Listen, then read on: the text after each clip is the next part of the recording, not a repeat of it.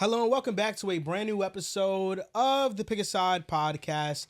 My name is Joel Moran and I'm here with River Brown, Angel Velez, and Mr. Joel Dells. And this is our first episode since the entirety of the first round of the NBA playoffs has all but ended. Some devastating things happened to some people on this panel right now. That we're going to speak about on this episode. You know, some also euphoric moments happened as well because somebody's team here came back from a 3-1 deficit while somebody else's team here blew a 3-1 lead. We're going to talk about NBA, NFL today.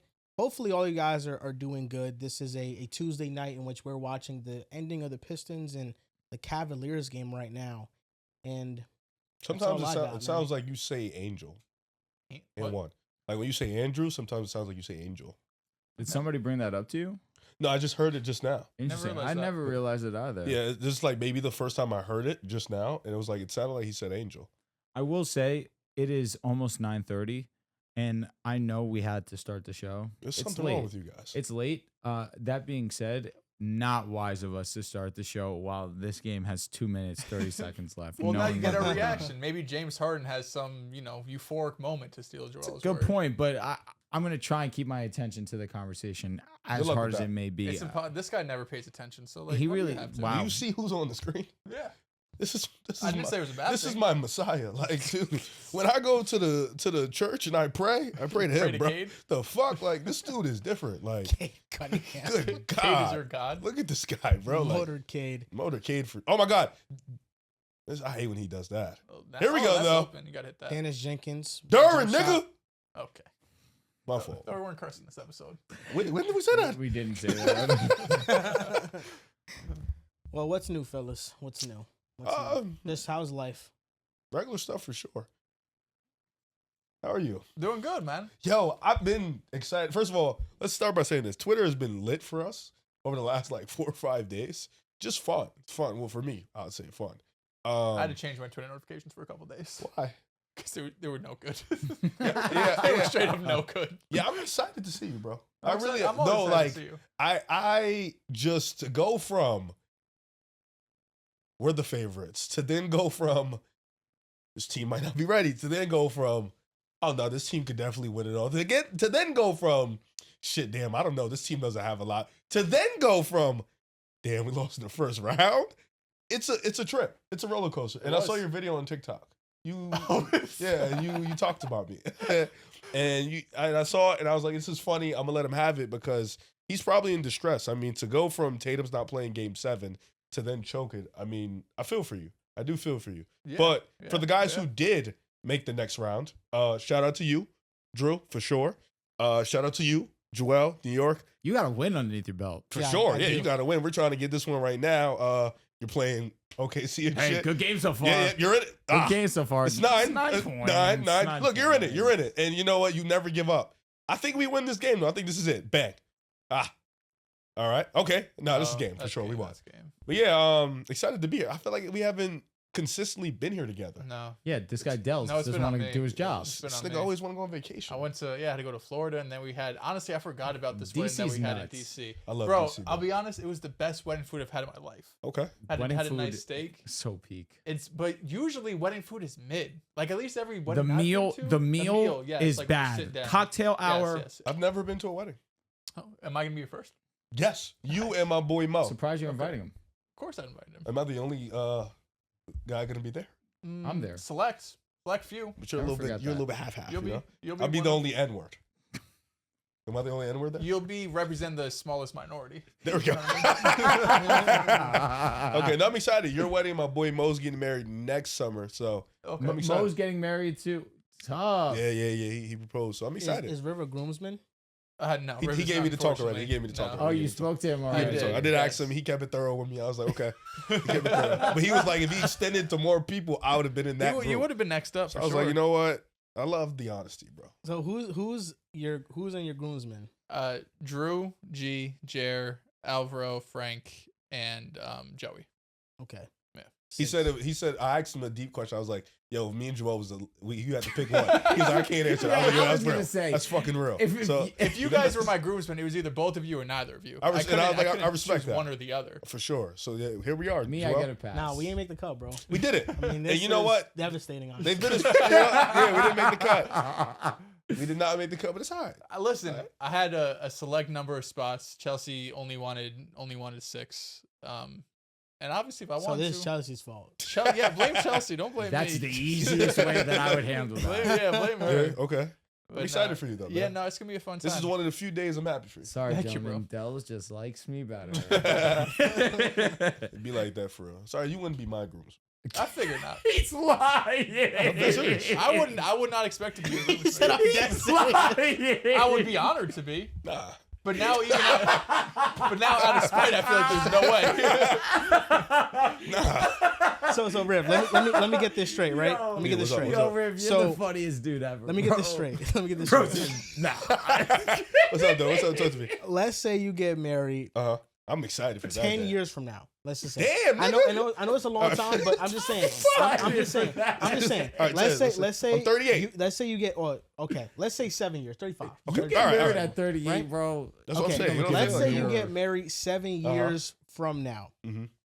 You and Dells get a lot closer. Like, you guys are very close. Would you still say, nah, fuck you, you're not my groomsman? I'll probably tell him at first, like, fuck you, bro, if you're not. But it also does depend on, like, the number. Like, Okay. you guys would be you guys are after number 6.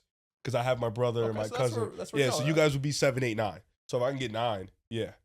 But, like, if it's 6 people, nah. It gets very political very fast. Yeah. Once you I go to all told these weddings. Alexandra, expect a football team up there. Yeah. It also depends on who I'm marrying. Because what if she has, like, 4 friends? She's like, hey, we only Yeah. need 4. And it's That's like, her problem. It's like, Straight yo, dude, up. come on, my nigga. Like, You got to find a couple. Or- at this point, just make it 2 so I can Or just your have family. bros just walk up like. I really want all my bros up there with me. Mhm. I want like 15 with me. Like, Are you gonna? I I want them to walk out with me Looking on like some a gangster. gang. Yes, literally. My bro. What is my crew gonna look like? The mafia. Sopranos. Sopranos. Are you gonna read your vows? Like, are you gonna do it in front of everybody? You think, or something private? How drunk am I? When is the vows? but at like during the ceremony when you're up there saying I do. before the drinking. Yeah, before you say like I do. I'll read it. Okay. Yeah, I'll read it. Interesting. Are you doing that? I think so. Actually, we're definitely saying vows. I don't know if we're Yeah. doing it at the ceremony or something like prior. We can So- turn this off. The game over. So Charles and Carissa did it separately, Mhm. privately. I asked Alexandria, she's like, "Yeah, we're reading in front of everyone." I was like, You don't want that, bro? I could be for it, It's a little dangerous. you know, but you know, you got to. It's a big moment. You gotta lock in. You got to No, really. my memory dial in. ass, so I would definitely write it That's and the just thing, like read You it. do have to write it I don't down. want to have to dial in on my wedding day. I dial in Uh-huh. for my bros' weddings. Yeah. So like Charles's wedding, I had to give a best man speech. I did not drink for basically the entire party because I was so dialed in on giving this speech. Kind of ruined the wedding for me. Not gonna lie. Yeah, But my wedding, I think I'll only have to good give. vibes. I would only have to give a best man at 2 weddings. My brother's and CJ's. Not Marlon?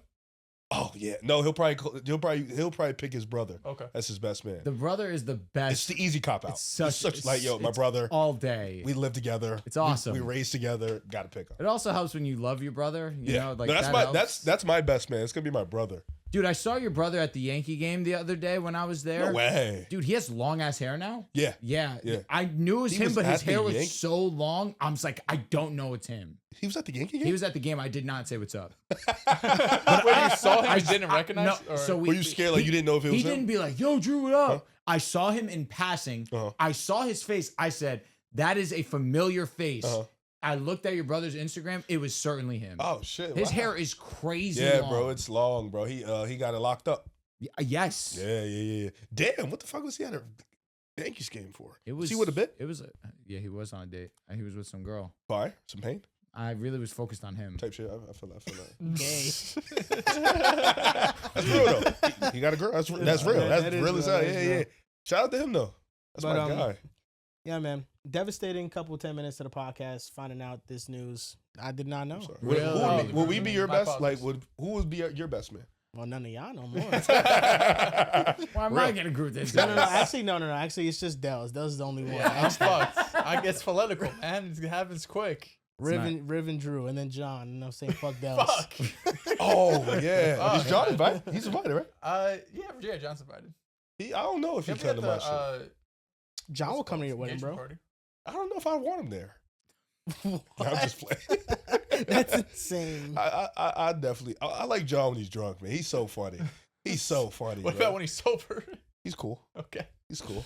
He's cool for sure. I love John, man. What do you think about us laughing at John last episode? But apparently, Bro. comments weren't happy about it. Bro, because people didn't understand why we were laughing. They really didn't They understand. really just thought we were being assholes. To be no. honest with you, You were kind of being an asshole. it just didn't take a rocket scientist to identify why we were laughing. Did John understand why we were laughing? Afterwards, he understood. Oh, okay, good. I told him afterward, I said, bro, when you said, pardon my French, I did as good of a job as I could of holding in that laugh. That shit was dumb I funny. When I feel looked bad, over John. at you and you were actually crying. Because I just didn't see, like, why I didn't expect him to say it. I was pardon like, my French really caught I was me. like, what the fuck? And then Joel's just over here cheesing at me, like, why did he, like, his mind, like, why did he say that? I, had was just to like, bro, look I don't away. know. I literally Yeah, it had was to look so away. funny. I was just so locked in on what John was saying and listening to his analysis that No, I he said just some wasn't good shit. It's distracted. just, pardon my French, killed me. He killed me. I feel don't know if I sometimes heard you just one you word. can't win. John, when he's on the show, he just can't win, man. Sometimes Like you can't even win. he says, "Pardon my French," and y'all start cracking up at it, bro. Like I think if anybody else said it, it wouldn't have been funny. just said- no, it's just He John. Yeah. He said shit. It's like he didn't say the worst curse word in the book. Yeah. John's a stand-up, He God-fearing is a man. stand-up guy. That's my guy, though. He's funny as hell. He's so He is. funny. That he is. The best funny person is an unintentionally funny Yes, person. for sure. It's interesting that you did a Celtics video because every week or so I get on a call with Polymarket. They're a big sponsor of the show. Shout out to Polymarket. You can use code PS26 Let's get for a Polly. free $20.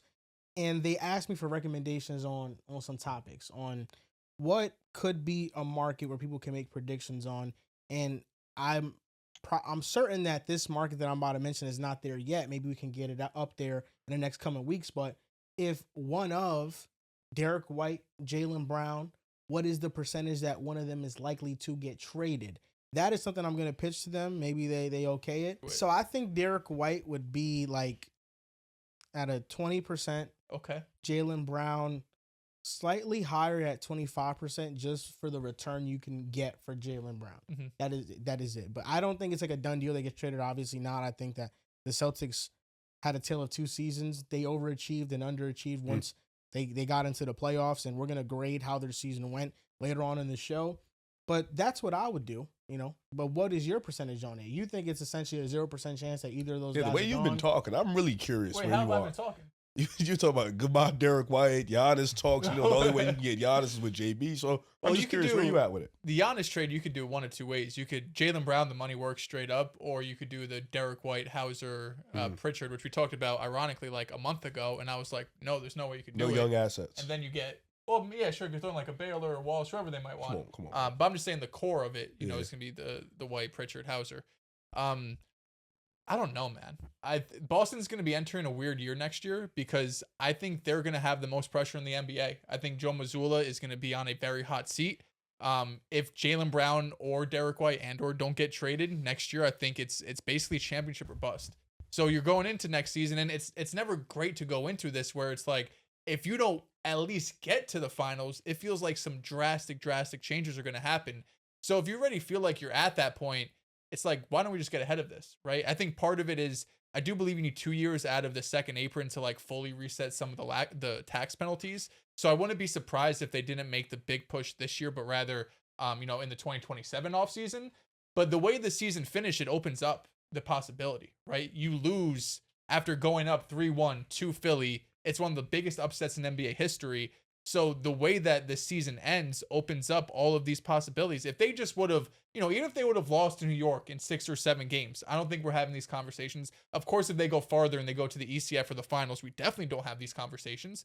But the way that they lost in such embarrassing fashion, that this is what happens. I was even surprised that a article had to go up saying, don't worry, Joe Mazzulla's job is safe. Like, I thought he was already safe. But the fact that that article even went out there is just, there are people really talking about the liability or the viability, I should say, about his offense, his style. Because you can never take the 2024 championship away from Boston. But every other year under the Mazzulla era has been kind of disastrous. You go up or you go down 0-3 Miami. You make the comeback. Unfortunately, Tatum in Game 7 gets hurt. In 2025, you're huge favorites against the Knicks, who you destroyed all regular season long. Unfortunately, Tatum gets hurt, but you lose that series. And then this one, huge favorites again, up 3-1 against Philly, and you lose. Obviously, Tatum is hurt. It sucks that 3 of the 4 years you don't even have your best player on the court for all of them. But it's just an insane way to go out. I never thought that Boston was going to lose that series. Even when it was 3-2, even when it was 3-3, I still thought they were going to win that series.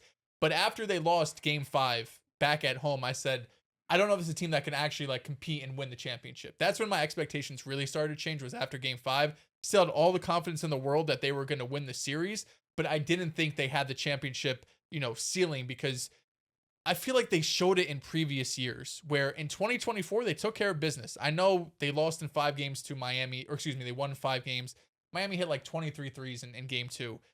Then you go against Cleveland, they lose 1 game. Indiana, you sweep them. They just took care of business at every single stop. In 2023, that wasn't the case. In 2025, that wasn't the case. And of course, this year it wasn't the case. So you could tell pretty early on in these Boston playoff runs how locked they are. If they are taking care of business in rounds 1 and rounds 2, that's when you can feel confident they could get to the ECF or the NBA Finals. But to do it in this fashion against a team you have owned, the 76ers hadn't beat the Celtics in 45 years in the playoffs. And then not only do they beat you, they come back from 3-1, and B looks as dominant as he looks. Tyrese Maxey looks fantastic. Edgecombe is up and down, but when he's on, he looks like one of the best players on the court, and you just have no answer for it. And Derek White had some real struggles in this series. Jalen Brown had some real struggles in this series. The big rotation really got exposed as well after all of the praise we gave them in the regular season. It was a terrible matchup once Joel Embiid was out there and he was healthy. So if I had to give a percentage on if either of those get traded, Jalen Brown, it's like 2%. I think it's really unlikely Jalen Brown gets traded. Derek White, I think it's unlikely too. I'd put him in a higher, maybe like 15%. With that being said, I thought the same thing when they traded Marcus Smart and Robert Williams. I was like, they're not getting traded. They're going to keep running it back. But if Brad thinks there needs to be some bigger changes, it's going to be one of those 2 guys going, because they have the most value and they have the bigger contracts. That series was interesting. First of all, I want to give a little credit to Philly. The fact that you come, because I really just want to shit on Dallas, Okay. but I'll let you give more of the credit to Philly and Embiid. But I want to start by saying Embiid, when he was healthy and when he played, he was hooping. He was as dominant as you could see him. Also, Tyrese Maxey started to figure out he is Tyrese Maxey. BJ Edgecombe looked really good. Paul George, that was some of the best defense. Paul George, he was unreal. I was going to say that was some of the best defense amazing. I've seen him play in years. First of all, 50% having to guard both the Jays throughout the whole series is already tough enough. And at that age and stuff like that, and he was able to be just so aggressive, hit the three-point shot, be able to score in spots where they needed him. Sometimes even hone in on those lineups where it was just him, no Maxey and Embiid. He was able to drive those lineups with his playmaking, his driving, kicking, and his three-point shooting. Kick off to Boston, man. I just when you have a heartbreaking, devastating, disgusting, embarrassing loss like this, you gotta look everybody in the mirror. Everybody has to look at themselves in the mirror. You can start with Joe Mazzulla. Why is your team so 3-point reliant? Why is there no adjustment when the three-point shot is not falling? Then you can look at roster construction. Well, they don't have a lot of dribble, drive, kick guys. They don't have a lot of athletes. They have a lot of guys who are, shooters. Baylor's a shooter.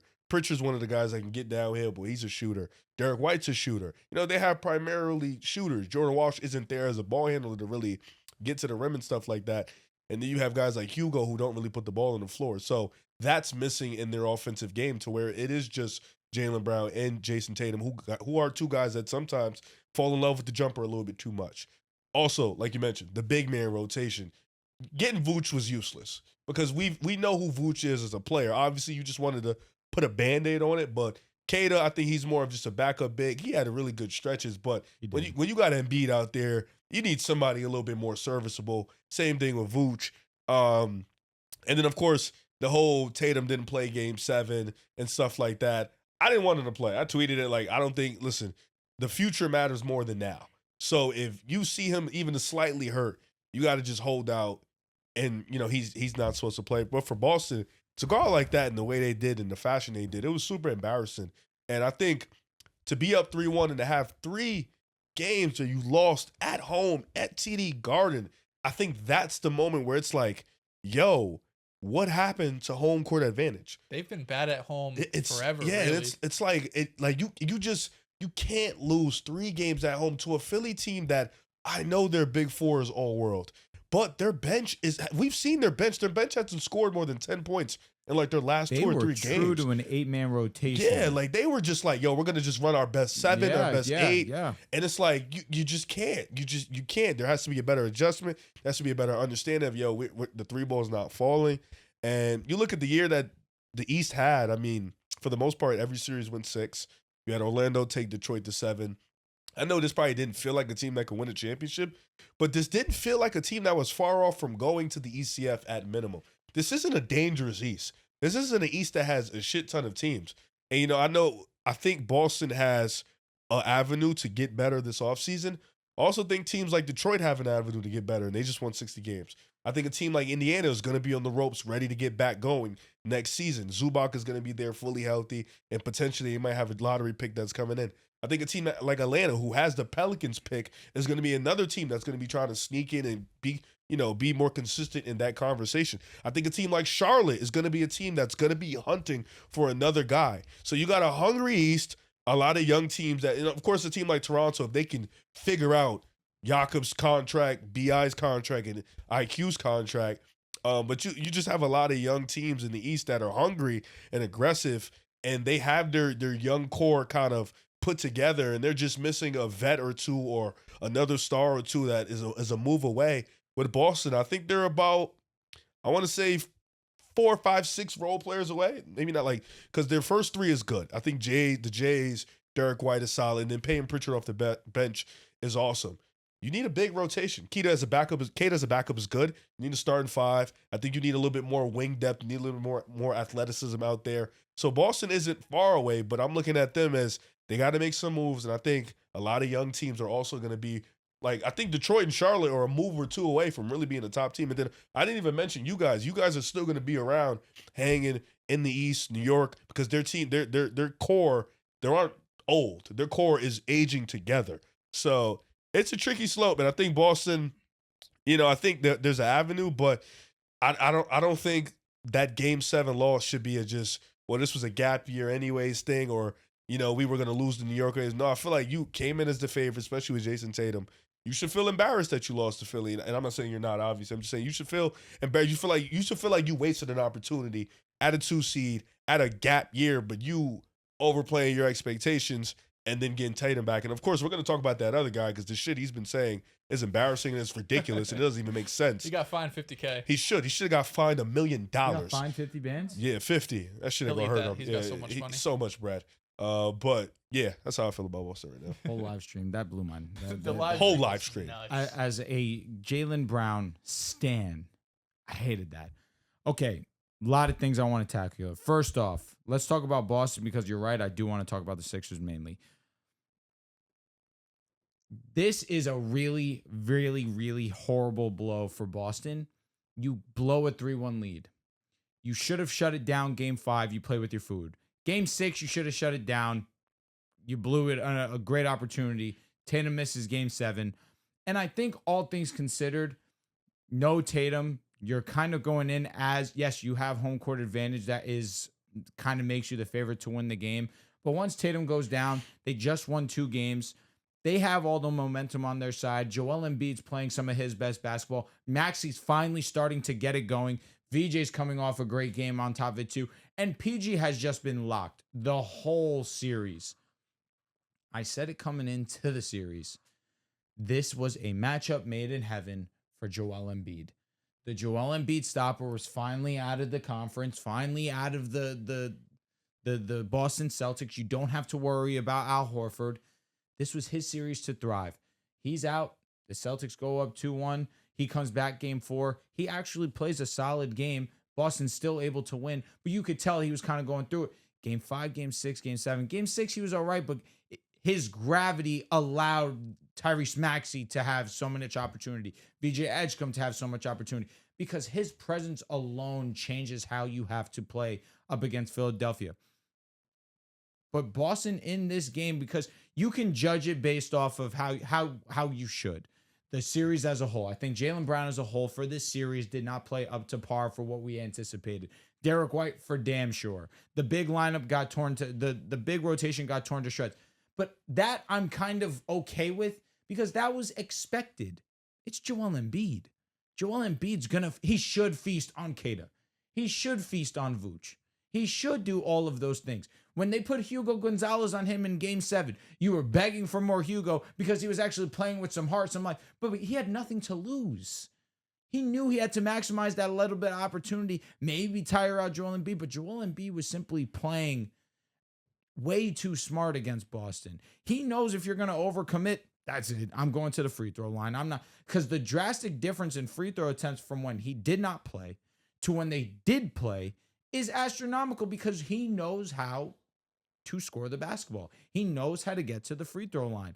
Playing against Joel Embiid's no easy feat. That's obvious. But Tatum goes down. A lot of the responsibility falls onto Jaylen Brown. And I feel like Jaylen Brown kind of just had to accept this loss and move on. And him doing the live stream kind of put the target on his back. Because I'm not going to tell you Jaylen Brown's the reason they lost. Nobody should be pointing the finger at Jaylen Brown. They had the funny thread on Twitter about Jaylen Brown mistakes, That was really good hate. Really good hate. It was genuinely funny. But in that fourth quarter, he went out on his sword on both sides of the ball. Y'all like to say that he gives up on defense because he cares about his offense. But in Game 7, in the fourth quarter, he was locked in on that other side. And he couldn't buy, let me not say he couldn't buy a bucket. In the last 5 minutes, he struggled to score consistently where he was 3 for 8. One more shot, he shoots 50%. But he missed that 3 that rims out. He misses that free throw line extended. That's the one I want back if I'm Jaylen Brown. Because that's a gimme that you make 9 times out of 10 and you just shorted it in that moment. But you get the block on PG, you're down 1. You take it up court. People are highlighting that he should have passed the ball to Kata. I don't hate the pay and pass. I passed the ball to Peyton 10 times out of 10. Yeah, I don't hate the pay especially when you, and I think that he said that ironically, but it's the truth. I pass that ball to Peyton Pritchard every single time. He's been one of your most consistent clutch players this season. He is one of the most reliable players you have. You are a 3-point oriented team. You live and die by the 3 ball. He makes that shot. We're looking at Jaylen Brown. That's his sequence. Elite stop on the other side and a great pass on the other to go ahead and give your team the lead after you were trailing majority of this game.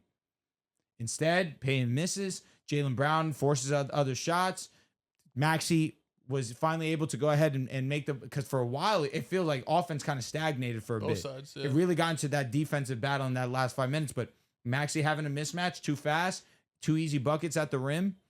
That's all she wrote for the Boston Celtics. It's unfortunate they lost in that fashion, but Jaylen Brown did himself no favors by doing that live stream. And I think that one of my favorite things about us doing our own content recently and posting as I get your thoughts prior to us doing the show, and I can understand where you're coming from. You put it on all platforms, I'm assuming. Joel V. Moran, give him a follow. You said this was a basically free-flowing season for him. There was no expectation, and you were able to succeed and accomplish as much as you did. I don't disagree. I don't. But I have to be fair and consistent. Expectations change. And when Jaylen Brown when Jason Tatum goes down, it's a Game 7 at home. Jaylen Brown has to show you why he was top 5 in MVP. Jaylen Brown has to show you why he was first team All-NBA. And I'm going to be honest. I think he did show you that. But you cannot, and especially after blowing a 3-1 lead, you cannot go on a fucking live stream and go play-by-play and cope through your loss. Play was you cannot do that. And I love Jaylen Brown more than almost every single NBA fan that there is. Maybe outside of you, and maybe I might like him more. You might even love him even more. I might. That is a bad look. You have to take your L like a man. Oh, but he does this at the wins. He does this at the losses. You just blew a 3-1 lead in the playoffs, and you're here on camera saying this is your favorite year. That is sad. I don't care if, it's his highest career points, his most successful accomplishment by himself, great season for him overall, just the best brand of basketball. You are an NBA champion, ECF MVP, Finals MVP. The goal is to win a championship. you look so selfish. I think my question is what is the brand he's talking about? Like, what's different? Maybe you know a little bit, because he said on the live stream, he was like, I feel like we strayed away from our brand of basketball, and he was talking about a specific moment when Tatum got back. They started to play a different style, which I thought they played primarily the same. He just had the ball less in his hands. Isolation. That's my only guess. It definitely turned into more iso ball. It was also like, we could talk about the 3-point shooting. It was also their last 2 or 3 games were some of the worst rebounding games they've had in their season, because they were, one of their calling cards was offensive rebound, the second chance points. That definitely came down the last few games. But earlier in the year, when it is just Jalen Brown and a bunch of the guys, I think he's just talking about, especially in the regular season, when you can go 10 or 11 deep on any given game, you have all these guys who come in and give all this energy, and you're running up and down the court, and you're getting out in transition, even though Boston didn't do it a ton. A lot of the second chance points came from, Hugo crashing the glass, Walls crashing the glass, which you saw it some in this series, but not as much as the regular season. I'm assuming he's talking about the free-flowing offense, or just the part of it is just Jalen Brown having the ball in his hands more, but not going as deep into your bench, not getting some of the young guys in play, because that's one of the things he was most proud of, was just that he took Walsh under his wing this year. He's talking a ton about Kate, a ton about Hugo, a ton about Baylor, and some of those guys got burned, some of them didn't, and it's expected once you get into the playoffs. I say this: you live and die by the 3. If you're the Boston Celtics, that's been their bread and butter. That's what their mantra is. We shoot a high volume of threes. It's the most efficient shot that we have in the game. 25%. 25% I feel like you could live and die by the 3, but still adjust. I don't disagree, but there was still that moment where you have a wide open look with your best shooter on the team. Yeah, that's not a bad look, though. Like, it's not. There's bad threes and there's good threes, right? The 3 that Payne Pritchard got, if that's every possession, we'll win 90% of our games. Agreed. But it's the, you get the ball at the top of the key, 4 seconds off the shot clock, you get a pick, you pull up for 3. That's the stuff that people are sick and tired of. They were also just, not efficient everywhere. In the restricted area, they weren't efficient. 2-point land, they weren't efficient. The free throw line, Jesus Christ, the last game, they shot like 60%. So you're going to talk about the 3-pointers, and I think that's valid, but it was across the board. They couldn't hit layups, they couldn't hit mid-rangers, the free throw went down. When you blow a 3-1 lead, it's more than just one thing. And obviously the Tatum injury plays a part in it. Derek White struggles plays a part in it. It was on everybody. It was on the coaching staff. It was on the players from top to bottom. You don't blow a 3-1 lead and just be like, oh, it's just that one thing. They fucked up, man. This was terrible. Yeah, it's embarrassing. I just think that it's unfortunate that we're talking about Jalen Brown.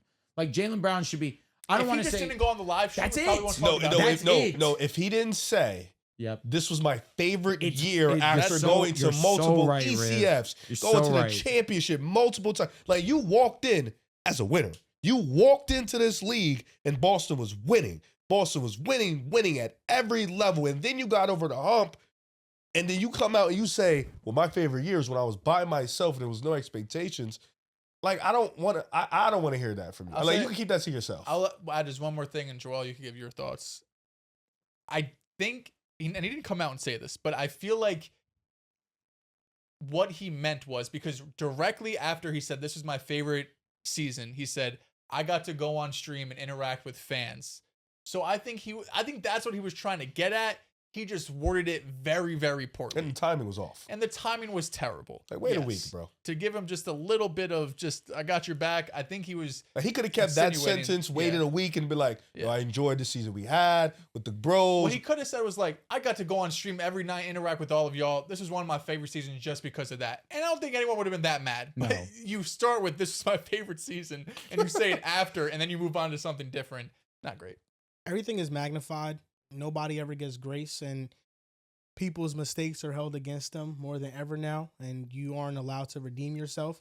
I think Jalen Brown, I have no problem with him going on stream, and I have no problem with him breaking down the game. If anything, that's what I want. I want somebody that played in that type of moment, in that Game 7 environment, and go through every single play and say, yo, this is where it went wrong. This is what I was reading, and this is why I made this decision. When he talked about the Payne Pritchard 3, he said, I saw Kate open for the dunk, but I thought I might as well go and pass it to Pritchard for the 3. And B was like trailing. Yeah, she was. I want that type of perspective from Jalen Brown, and anything that he says is going to be exacerbated. It's going to be put online everywhere, and people are going to react it, and they're going to get hot takes off of it because it is Jalen Brown, and it's because it's so easy. How is this your favorite year when you've had all this success? And my counterpoint to that would be that every year since Jalen Brown has been on the Celtics for the most part has been a miserable regular season experience when all of these players, Jason Tatum, Jalen Brown, they're constantly hearing how bad they are or how they can't work together. It's been every year. 2019 when they get embarrassed in the second round of the playoffs. You then trade Kyrie, you then trade Gordon Hayward. This now becomes these young players teams. You also bring in Kemba Walker. In the bubble, you guys also lose in the playoffs. And in 2021, you guys also lose in the playoffs, and there's some doubt like, okay, can these guys work together? And then the 2022 season, you have a bad start, and it's heightened, and then you guys turn around, but then you make the finals, and you guys are darlings, but then Jason Tatum plays poorly in the finals, and now everybody is against Jason Tatum. He's getting all the hate, and every year it's been a Tatum versus Jalen Brown thing. Every year, that's what they've had to hear. And I'm more shocked that Celtics fans aren't coming to the defense of the idea that this could be his favorite season, because for Celtics fans, most of the experience for you guys all year long has been trying to combat stupid narratives and talking points. It's all year long. It's you lose a regular season game to the Atlanta Hawks, it's the end of the world. And everybody is putting a magnifying glass on the losses and whatever's going on with the Boston Celtics. This year was a stress-free season. Nobody had any expectations. You just kind of took everything as it came, and Jalen Brown was asked to be a leader, and it was very validating for himself to prove that he can do what he did. I don't mind what he said. Could have come across better. Maybe are there other seasons that he cherished more than this one? I don't know. I don't know Jalen Brown, and I don't know what his actual favorite season was. Maybe it was this season because he had his most individual success, and it was valid. It was validating for him. And if that is the case, you can judge Jalen Brown accordingly. But do I look at Jalen Brown and do I see a selfish player? I don't. Do I see somebody that's all about him? I don't. Because his entire tenure in Boston, he has taken the back seat. He has been in the driver's seat in moments where his number has been called for him to show up, and he has tried to perform the best of his ability.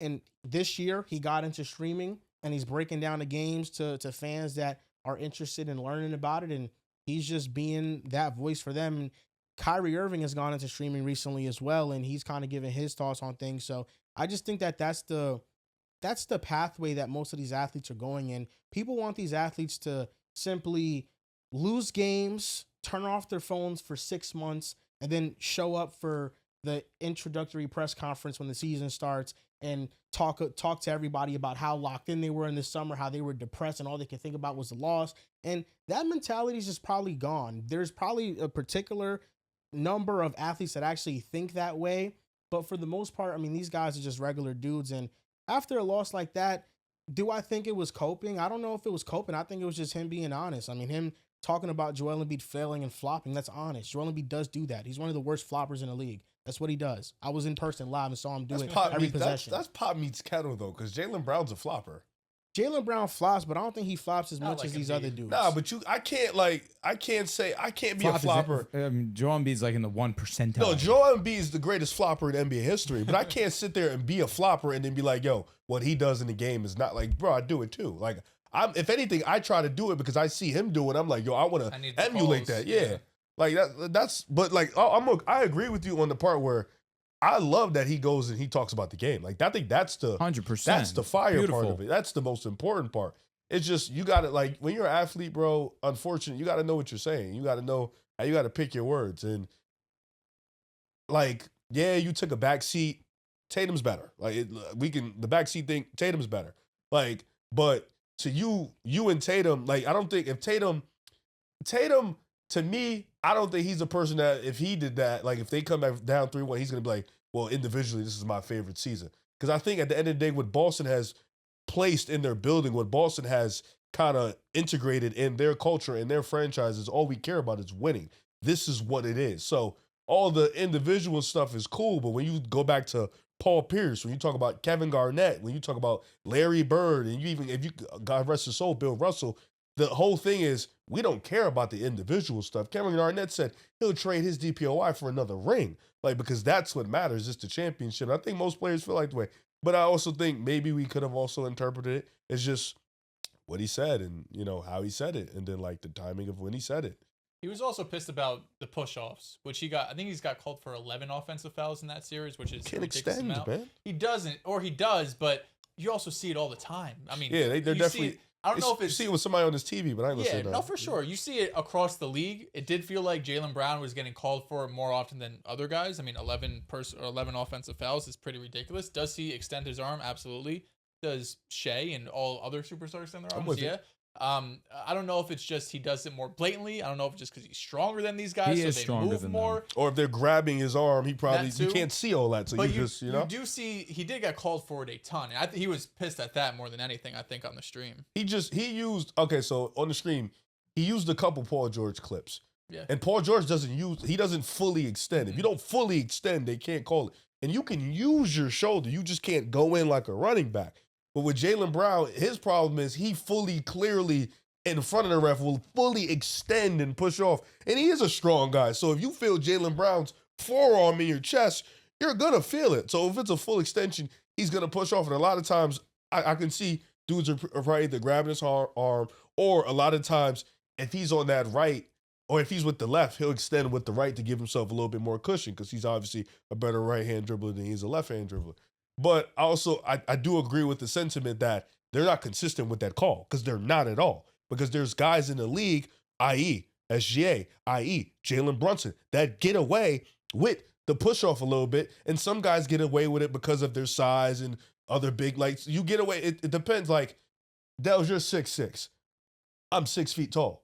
You're guarding me. I'm going to get away with a lot more things if you're guarding me as opposed to, on defense, I would get away with like grabbing you or holding you because you're 6'6". They're gonna look at it like, all right, he has a bit of a size advantage. As opposed to me, it's like, yo, you can't just grab me. It's a little bit different, and that's usually how it is. So, but they have to be more consistent with that call. I'm with them on that. We're gonna predict the second round of the NBA playoffs, and then we're gonna get into some of the other teams that lost and talk about their future and what looms for them. The Knicks and 76ers. The Knicks are up to a 1-0 series lead, and on Poly Market, they have an 81% chance, according to the public, to win this series. What happens when we win by 40? 39-point win. Damn near, yeah. It essentially was 40. How do you guys feel about this series? Do you think game one is one of those games where you're saying, it's just game one, I got to see how Philly bounces back? Or do you think that there are some clear advantages to believe in the Knicks beating Philadelphia and fairly easy? 81% chance to win the series on Poly Market. We've run into a lot of things on Poly Market in the playoffs. And one of the things that we've run into is that a lot of these percentages are very skewed to the current favorite. Game one, it's so true. Yeah, same thing happened with Minnesota and Denver. About to say. Where Minnesota got no respect, and we'll talk about them later on. But yeah, what do you guys think? I was going to say the same thing. The first thing that came to mind when I hear that was when the Nuggets beat Minnesota, Anthony Edwards looked the worst that he looked. And it was a similar percentage, if I'm not mistaken. It's a game one feel out for the Sixers, who on top of it, I wouldn't even call it a feel out for them. It was, I just came off a grueling 7-game series. We had to come back 3-1 down against the Boston Celtics. On the road, it's a close trip to New York. I would say that, and Philly on top of it too. But you just had a tough series against the Celtics. Game one, I'm not surprised that we didn't see the best version of the Sixers. They probably realized very early on this was going south, and they were like, all right, let's rest the guys. Let's look to game two. That being said, you got to give credit to what the Knicks had just come out and look guns blazing, mainly Jalen Brunson. It's clockwork. Every single year, playoff time, you trust Sticks. He just knows what to do in these situations, and he's just one of the better shot makers this time of year. I got to give credit to OG, who has been one of the most consistent performers for the Knicks. The big combination got into some trouble, and I think that's something that that's my main X factor that I'm looking at for this series. How can they stay out of foul trouble? And what's going to go on with the hack of Mitch? How important is that going to be for the series? Because he's been atrocious, absolutely horrible shooting the free throws this season. I think he's at 40% this year from the free throw line. And Mitch and Embiid, that is a good matchup for the Knicks because Mitch is a strong, physical defender, great on the glass, both sides of the ball. He's going to be physical with Embiid. That's the matchup that you want. But unfortunately, If he's not going to be able to stay on the court because he can't hit his free throws, now the responsibility falls on Cat. But I think that them getting in foul trouble was one of the best things that happened to them because you got Cat back in the game. And then the offense just started free flowing, and it was just an onslaught of threes. And I saved this guy for last because he deserves it. I thought Mikal Bridges played a great game. I thought Mikal was awesome for them. I just think that you got contributions from basically everybody. But Jalen Brunson setting tone in game 1 in the Garden, that's the exact energy that you needed. Now, do I think that every game is going to be like this? I don't. I think the Knicks ultimately do win this series. I'm choosing the Knicks to win the series. However, it's a dogfight. The last time these two met up, it was a dogfight, and that was with Embiid not at 100%. That was when Maxey kind of put in the world on notice that I'm here, I'm actually an all-NBA talent, and he did that at the Garden, put him 40 and in a half-court shot to send him into overtime. And Maxey, since that moment in time, has gotten better. I'd argue that this Philadelphia team is better than that team that they faced a couple years ago. Paul George is playing some of the best basketball that he's played in a long time. He's confident. He's trusting himself. And VJ Edgecombe, I think he is the main X factor for me because you saw it in that Boston series, and I think, Dels, you even mentioned a little bit, when he's knocking down that shot, They win. they don't lose. In losses, I think he was 0 for 15 from 3. Then in all the wins, he was like 50%. They are giving him space, and if they're going to do that, he's got to be consistent, and he's got to be one of their more reliable guys. It's going to be a really physical series. That's just these two teams. They're a physical team, but I also think the speed at which Maxey plays at, I'm interested to see those matchups moving forward. But the big matchup, importantly for me, what's going to go on with the Knicks? Because they have depth at the big position, but can they stay out of foul trouble? Can Karl-Anthony Towns stay on the court? Because obviously when he's been on the court, Karl-Anthony Towns has been excellent these playoffs. Mm-hmm. He's so key for them. But this Philadelphia team simply is way too tough. They're playing their best brand of basketball. Embiid is looking the most confident that he has looked in a long time. This season when he played, he was excellent. That was obvious. It's just a matter of being on the court. And this playoff time, we haven't seen Joel Embiid available. He's all right. And this healthy. So I'm excited for that. This is going to be a great series. In my opinion, I think it's the best series of the second round.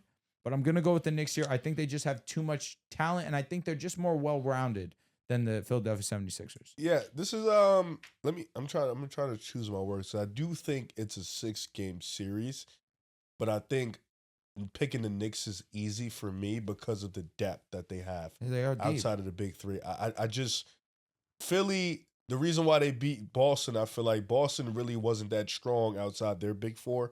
I think with New York, there's a difference. You know, you got Deuce, you got Josh Hart, Jose Alvarado can give you some strong minutes. Mitch can give you some strong minutes. That's 4 guys right there. With Philly, they don't have that. They barely have 2. I mean, Quentin Grimes can give you something some days, can give you something not on other days. And I think you rely heavily on that VJ jumper, and it's hit or miss. It's a hit or miss. He's not a shooter yet. He's very consistent at that, which leaves Paul George, Tyrese Maxey, and Joel Embiid. And I don't think that's enough to beat this Knicks team, especially with Jalen Brunson coming out and being on fire like he has been against Philly. And I think Cat's been playing really good on the defensive side in this playoff so far. So for me, I think the easy choice is New York. I think they're just a better team on the depth side. Yeah, I mean, that was one of the biggest things that stood out in the Boston series because you had the Jays and Brown struggled for majority of the season. Derek White was terrible. And then it's like all of a sudden it feels like outside of the Jays, it's like it's Payne Pritchard. And you're relying on a 6-man to be this, I don't want to call him an engine, but a real integral part of your offense, which feels like a little bit too large for his role. But New York has multiple guys that they can go to, like you've mentioned. This still feels like to me a 6 or 7 game series. I know New York won big in game 1. Philly also lost, embarrassing fashion against the Boston in round 1 too. So they've shown that they're able to bounce back from these type of losses. The first half though, and really the end of that second quarter, it feels like New York just blitzed them. You know, the defense for New York was fantastic. They were able to get out in transition. Jalen Brunson was hitting transition threes. The offense came really easy just in general. They were pretty easily able to get past Philly's perimeter defense and get feet in the paint and kick it out to shooters. Cat, like you guys mentioned, has been great this season or this postseason when he's been more heavily involved in the offense. So I don't want to want to cut Philly short, right? Because they did just have, one of the biggest upsets we've seen in NBA history. And I think Joel Embiid and really everybody outside of Paul George had a pretty terrible game yesterday. Embiid wasn't efficient. VJ, Maxey, they all struggled mightily. Part of that could be, you are at a rest disadvantage, next to New York. And then you're also just coming off a very emotional game against Boston, right? Where you go 7 games and you make this crazy comeback. It's a bit natural for teams to kind of have this crash. But I think what we see in these playoffs is that it doesn't matter who wins game 1, doesn't matter how much you won game 1 by, it's definitely not over. So I think New York is still coming into this playoffs. I would have had Boston number 1, but New York would have been number 2. They did feel like, one of the most complete teams in the East. Embiid being healthy though and being right changes things because it feels like how many games have this big 4 really played together this season, right? We're talking about a handful, maybe 10 games or so, where you've had all 4 of these guys on the court, and they just showed against Boston. If we're out there, we could be as good as anybody. And the fact that Paul George, I think, is playing at this level where he feels like the best 3 in the NBA right now, in terms of being the best third option. The defense has been there, the efficiency has been there. He's looked fantastic. That you feel pretty confident what you're getting with Joel. You feel pretty confident what you're getting from Maxey. And VJ feels like the biggest X factor for me because when he was on against Boston, he was shooting lights out because there was going to be times, and New York's going to do this too, where they're going to dare him to shoot, where he's going to be given opportunities to have open threes. And if he's knocking them down, Philly's offense becomes really difficult to stop. But if he has some of those games where he struggled, like I mentioned in losses, he did not make a single 3 against Boston. That's when things become a bit easier because it's easier to double Maxey or easier to double Joel Embiid when you could sag off some of their shooters. So with that said, I still think New York's the most complete team. Winning game 1 by 40 makes me feel more confident in that. But Philly proved me wrong in the first round. And I do think it's a series that's going to go nearly the distance. I feel like people have been very hesitant to just say what is true, and that's that the Knicks are the best team in the Eastern Conference. You're being one of them. And yeah, I mean, I've always said the Knicks have been my team to make it. Oh my God. Shit. The Knicks have been my team to make it out the East from the beginning of the playoffs. Very start. You No. called them frauds when it was 2-2. Yeah, they are. They were playing like frauds. Absolutely, they were. They were. You were questioning Jalen Brunson. Yeah, because he was playing like a fraud and he wasn't making the right decisions, but now he's making the right decisions. I'm crying. If there's anybody that can say anything he wants to say about Jalen Brunson, is me, because I was the only person to believe in him when nobody believed in him. There's no way Like, how that do you're you going keep- back like, what? 4 years ago. Talk. Four Talk. years ago, Him? Because y'all try to do this to me with Jalen Hurts. Talk. I'm crying. You're For- giving him an out. Jalen you actually have Brunson. nothing to say. I was the first one. You Just shouldn't like say him. a single thing for the rest of the show. No, my job. Jalen Brunson got paid, and people said it was a bad contract. People said that he was overrated. People Yo, said we're like that 6 years it was a removed from that terrible, shit, bro. terrible This is deal. literally 4 or 5 years ago. And I Might said be he'd be a more, star bro. for the Oh my Knicks, God. and he has been a star for the Knicks. When the Knicks are You were playing their definitely best right brand of about that. basketball, then they are the best team in the Eastern Conference. I have not been scared of Boston at all since the Tatum return, Agreed. for the very reason You have that been on that their side. bench was youthful, they didn't have experience, and the front court depth was really going to hurt them. Philadelphia put up a strong fight against Boston. They won the series, and they came back in dramatic fashion. And I don't think we got their best punch game 1, far from. They're going to play much better, and that is to be expected. But when the Knicks are clicking, they're the best team in the Eastern Conference. Their rotations have been excellent. They've done a great job hiding Brunson and making sure that he has help, because when they do try to get a mismatch on him, they're very quick to trap the ball, get it out of somebody's hands. And because Philadelphia, they have someone like Edgecombe who's very streaky as a shooter, it is easier to overhelp off of him and help Brunson. And I don't think the sentiment is true anymore that we have 2 defensive liabilities. If you want to say we have one in Brunson, that's fine. Cat is not a defensive He's liability. been playing really good. Cat has been amazing defensively all year long. Cat has been amazing defensively in the playoffs. He's had multiple moments in the playoffs where he has had great stretches of defense. And even last year in the playoffs, his defense on Jason Tatum was awesome. And it was a big reason why we won that series. So Karl Anthony Towns has done a great job at buying into the defensive philosophy. And part of my frustration with the Knicks most of the year was that offensively, we were still too Brunson reliant, and it didn't feel like we had a clear plan. But the last week or so of the season is when you saw Mike Brown start to unleash new sets. And then as the series progressed against Atlanta, where we beat them 3 straight times, the last 2 wins being blowout wins, we're getting offensive production from Jalen Brunson at an elite level. I feel like he's finally finding his stride in the last couple of games. Game 1 being the best performance of his playoff from an efficiency standpoint. Is anything the Sixers try to throw at him, they had no answer for him. And I thought it was also his best game as a playmaker. They just had no answer for what Jalen Brunson could do. And I don't think they're going to have an answer for Jalen Brunson because we're going to bring Joel Embiid into the actions. He's going to have to play drop coverage because he's not agile enough to play the level of the screen and still get back on defense. And if somebody else rotates, then we have open shooters. So Jalen Brunson has been awesome these last couple of games. And if he's playing like this and this level of shot maker, then yes, the Knicks should be favorites to make the NBA Finals. But you have that level of shot maker. Then you have Karl Anthony Towns at the top of the key being a hub for the offense, making cuts. The Knicks have a bunch of actions, flare screens, down screens to get guys open. They create a lot of misdirections on the sides. And because this has been what happened? Nothing, bro. Bro just farted. What? That was nuts. That was it was so obvious because you love. It wasn't even close to being silent. Like, it was so obvious. And because this has been something that the Knicks have shown as of recently, it's still new for teams to adjust to. Karl Anthony Towns, his passing chops have been all the way there. He's finding Mikal and OG and Alvarado on these cuts. He's spacing the floor as he always does. But I feel like the new element that the Knicks have unlocked, it's been Brunson, it's been Cat, but it's been OG Anunoby. OG Anunoby has become a reliable third option, a go-to scorer who has scored at every level. He can drive to the basket. If you put a smaller player on him, he could take advantage of that. He could play through the post. He could hit his mid-range shots. He could stretch out and hit his threes, and he's an elite defender. Those three, and having those three consistently perform over the last couple of games, and then having Mikal's ascension, he's been playing amazing defense all playoffs long, but him coming along as an offensive player and building his confidence is really what's going to bring the best out of this team. And Josh Hart, in the first half, he had 5 points, 6 rebounds, 5 assists, and 3 steals. He's been all over the floor, and he is the heart and soul of the team. And that's why I love him so much, because he brings the much-needed energy that we need. And then our bench with Mitchell Robinson and Deuce McBride, we're one of the deepest teams in the NBA.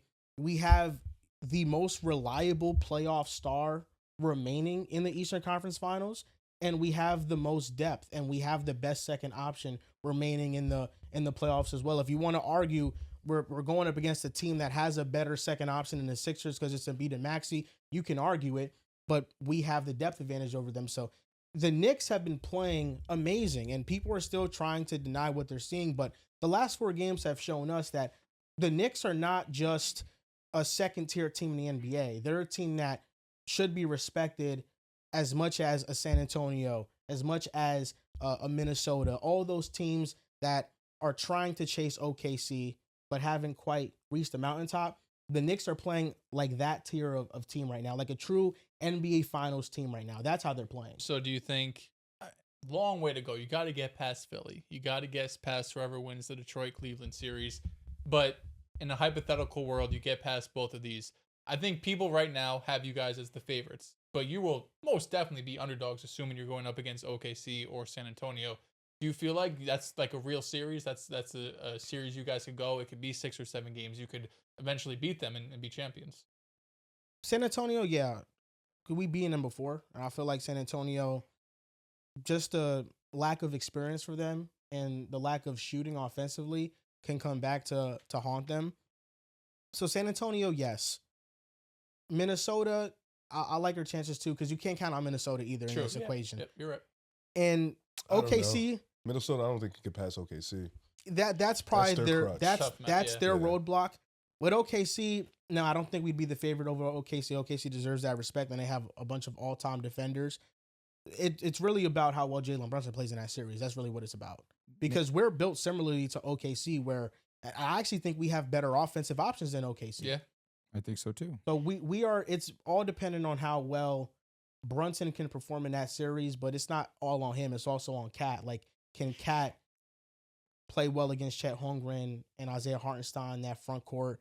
How would that look? They probably put like J-Dub on him, like a wing on him. Mm-hmm. Like, how does that look? So OKC is the toughest challenge, but yeah, I think that's why I'm not going as far and saying like the Knicks are just going to win the whole thing. because OKC is the obvious team that's on all-time trajectory. Got to get there first. But they're playing like a finals team. Like the last 4 wins have been dominant. They've been like completely dominant. The last 3 have been blowouts. The fourth to last win that we've had, it was like an 11-point win. But the last 3 have been dominant. And if they play like this, they're locked in defensively, they're playing well offensively, and everybody's contributing, then no, they're a finals team, yeah. You're talking about OKC, and it's giving me an excuse to rant about the Lakers. Austin Reeves, I'm running from it. I'm really trying to run from it. He's a playoff dropper. He struggles against aggressive defenses. I'm watching Alex Caruso and Lou Dort take turns fucking him. Okay. Jesus. And Kaysen, don't forget that. If LeBron's not doing everything, we're fucked. Yeah. Yeah, well. Well, Luka's not playing. He's the only player at What's this Luka point in Kennard doing? time to have a plus on our team. Sounds about right. Yeah, I mean, OKC's an awful matchup for you guys. You guys have limited good players. You know? Okay, I'm also going to say this, and I didn't want to put this on camera, but it's the truth, and I have to speak my truth. If Luka doesn't suit up for 1 game, I hate him for the rest of my life. Type shit. Okay. Well, this might be your last year as a Laker. I want to stay a Laker. Oh, okay. This shouldn't be surprising. On Poly Market, OKC has a 91% chance to win this. I mean, Sheesh. they've destroyed you guys this year.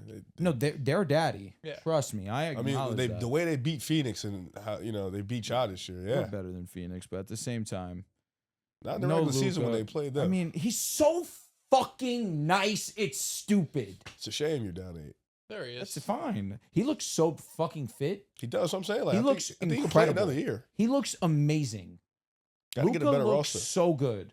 Oh, they're talking about Bron. No, that's obvious. Luka looks in amazing shape. Got to get a better roster. Our roster is above average. Not to beat them. DeAndre Ayton has been excellent this playoffs. Not to beat them. No, I mean, it's OKC. Our Ayton has been amazing. We only talk about LeBron. Ayton has been amazing. He's been flat out amazing. Marcus Smart has been really good and efficient, but really good, high energy. He's our cheaper Josh Hart. They probably come back. Who are you saying? Those two, Smart and Aim. Yeah, I hope so. Ayton was a steal for what he's given us when it matters most. He really, I think Sengun towards the end of the series really started to get his. I don't know. Sengun tax is odd. Oh, God, it's just bothering me that we don't have Luka. And I have to watch this whole series without him. Luka better go get whatever he ain't got. Just, That ass, bro. Just like whatever he got, go get it. Charles was texting me about it. He's like, how the hell is Ant back, but Yeah. Luka's not going to play 1 game? Luka I gotta go get get it. whatever. Grade 2 Different injury, hamstring. yeah. Fine. Joel, I will sit here and apologize. I'm sorry. I'm sorry. Respect to Harden for going Respect to out there. Harden. He went out there and risked his career. He looked terrible. He should have sat his ass down, bro. See, He that should have was sat me. his ass He had down. 21, 9, and 9 in game Bro, it 7. was come on. We saw that game. 2 for 12. We saw that game. He couldn't for move. 12. If you're finding a way to put up 21 points, 9 rebounds, and 9 assists, I'll take That it. speaks more of Milwaukee. He couldn't move. Like he was dead ass out there Milwaukee limping. an He all-time had- defense, and Harden did that. Stop, in game 7. stop with the all-time defense. All-time He missed defense. wide open looks. He wide missed open. one wide open look. Now one might He be missed crazy. one But like this- wide open. That fucked him one. up for the year after that though too. Bro, saying 1. Yeah, you go fight for the ball, man. I need us to win this game. I respect that. You need to win every You're game. in it. It's 8-point Here's the game. thing. We win game 1, Luka's ramping up. Tight. We win game 1, Luka's ramping up, and we have And him then back if you win game 4. 3, oh boy. If we win game 3, Luka better You, play you, game get, you 4. get that news. Luka will Does return Shea game usually play 5. with the headband? Yes, he Yeah, just lost it right yeah. there. Oh, I was gonna say. Yes. Oh, he also hasn't been playing that He's good. got a big ass forehead. I'm sorry, SJ. We're I felt enemies like this something. series. So none of you are giving the Lakers a chance to win the series. I will. Oh. You know, I love my guys. I'll go down with the ship. I respect the hell it. out of it. Yeah, it was because Boston was like I think like the 5th biggest upset ever, but the Lakers against the Rockets was like the 9th or something. Like that was a series that nobody, Vegas, us, gave them really a chance to. You guys are 5th, huh? One of It might have been high. You guys were the highest Game 7 watch in NBA I history. know. one of the Lot of greatest. hate- Everybody was lot hating of hate watching. watching. Yeah, I Lot of loved hate- it. and I I loved respect every Does bit it of make it. you feel better that I was rooting for y'all? Yeah, sure. At least someone's ruined. Yeah, At the sure. table. You know He what I didn't mean? give a He shit. didn't give a fuck You know what you what's were dead doing. Like I'd crazy? rather you root for us than against us. What's dead crazy was all I cared about. Oh, I know. All I cared about. You got your honestly, best just about all you case could've- scenario. Derek White. The first half, I was like, Yeah, we got yeah. it. And I looked the end of game stats. I'm like, bro, he shot what? It was 9 for 26. No, It yo, was yo, like- literally, they came out the second half. He was garbage. Yeah. He was terrible in the second Oh half. my god! Like first half, he was cooking. Bro, I both don't know like what Jalen happened. Brown was ass in the first half. Derek White was great, and then they just They like flipped just in the switched second half. roles. It was bittersweet because I wanted the Celtics just to win, just so the Knicks could eliminate them. There you go. I respect that. They're not good. bro. Also, They're not good. now that it's passed, I'm taking my victory lap on Philly. You need to apologize to them. They were healthy. I didn't think they'd be healthy. You need to apologize. I don't think I because said any this- bad things. No, I'm not talking to you. Oh, what did he say? I don't know whether they'll be healthy. He ranked the Uh-huh. Heat. Oh shit. He ranked the Hawks. He ranked Okay. the Magic Okay. all over Philadelphia. Hey, yeah. Philadelphia was my top team. The Heat a little crazy. To be The fair, he was Philadelphia the only one had that no looks Embiid. ridiculous now. Embiid wasn't there. Hindsight, Heat. I still would have been like, fuck it. Like, Yeah. they didn't even make the plan. There was The a point. Heat? Yeah, they didn't make it out the There plan. was a point in time that we were not sure if Embiid would even play in the playoffs. And I hit you with this. I said there. We said it every year. And I don't often ask for kudos. I hit you with this, and it's coming to fruition. Mm. What if for the first time they prioritize the playoffs? Yep. Fuck seeding, because teams have shown that does not matter. Just go. Paul George got suspended. They shut shit down. They said there is That no saved reason his for life. us. Low key, because he got right mentally. Honestly, they need to do what they did with Embiid to him too now. Like, yo, I think seeding still matters. it does because if home you want to court win a matters. championship, it but definitely matters. Maxey was missing games towards the end of the year to nurse the injury. Embiid was missing games to nurse the injury. Obviously, Paul George was suspended. Yeah. But unfortunately for Paul George, he was frying before the suspension. Yeah. He gets suspended, comes back. It's like he never missed. Joel Embiid was still working because he had He was hurt early in the year, too. The appendectomy was the lone curveball that I didn't see coming. But it looked as if they were ready to go for the playoffs. And then Embiid comes back, and they're exactly how I thought it would be. I did not expect the 3-1 comeback. No, heavens no. They were, I think they were like plus or minus 8,000 to win the series when it was 3-1. You could have made some chicken off that. now No, when they won it's game 6, hard. I was like, this shit over. it's hard to play a team that has nothing to lose, and that's what Philly has going for them right now. Is that they're playing with house money. They beat the Celtics. This is a successful season for them. Are they playing with There's- house money no. now that Yeah. Embiid's but Embiid's think healthy? so. It feels like There's we gotta go. no This feels such like thing it. as house money as long as Embiid is on that court. It's a good take. Because they haven't. Their roster really is just you naked. you just man. haven't had a healthy. You've had what, one healthy Embiid run? That was the Knicks where he wasn't even 100% healthy. If He they was just lose in the playing. playoffs in this round, then it'll be a successful season for them still. Yeah, no, I think two things can be true. I think it'll be a successful season, but I also think, oh no, this is the time. Because the Embiid might Knicks never are be healthy beatable, again. know what I You mean? got past Boston. That's been your kryptonite. It was the same thing with y'all So last year. all the pressure's on the Knicks. All the pressure's on the Knicks pressure's definitely on the Knicks. to make the finals. I agree. Let alone win the series. Win the series for sure, but to make the NBA finals, all the pressure's on the Knicks, and I feel like it was that way coming into the playoffs. They had the most to lose. They were the team that, if they do get upset early, things will change. They have the most pressure out of any team. That's why with Philadelphia, they got the boogeyman off their back, quote But isn't unquote. this you guys from last year? And then you go to the ECF and you lose, and you're like, fuck.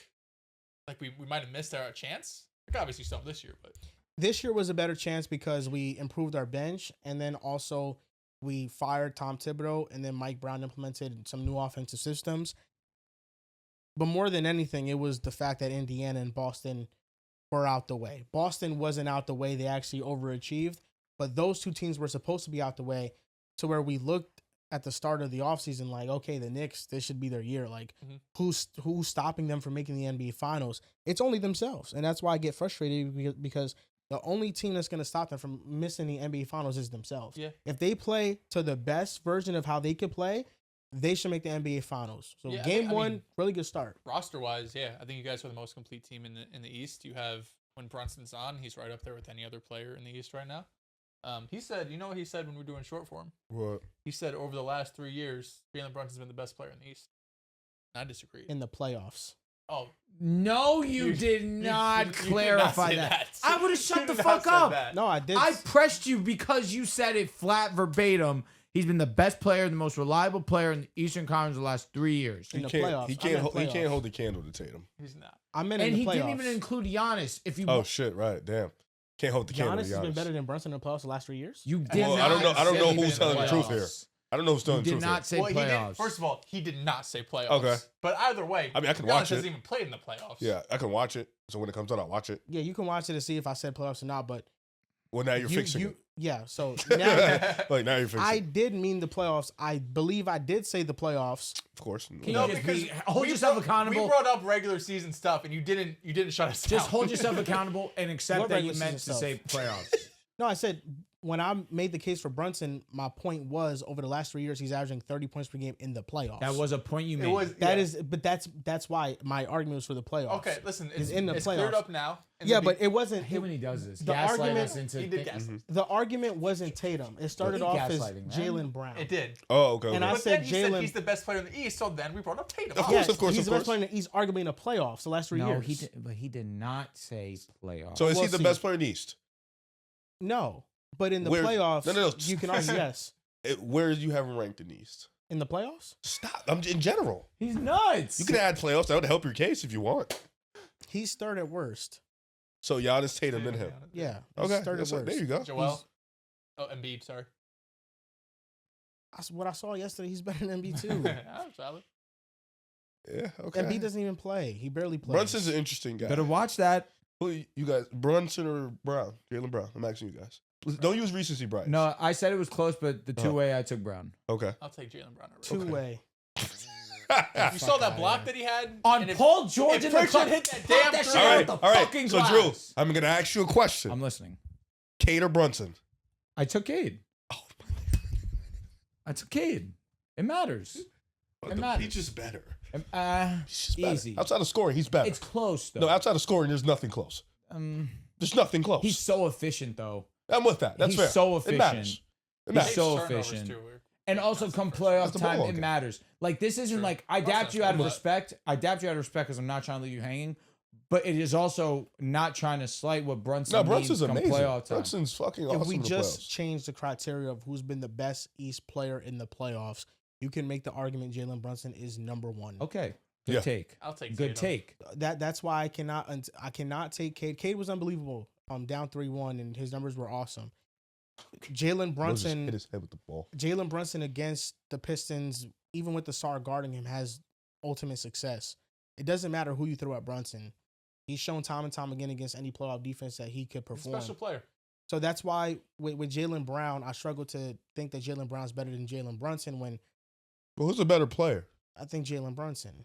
'Cause Why? I'm both of their values come from their offensive ability because Okay. Jalen Brown, if you want him at his best offensively, he's not consistently contributing on the defensive side of the ball.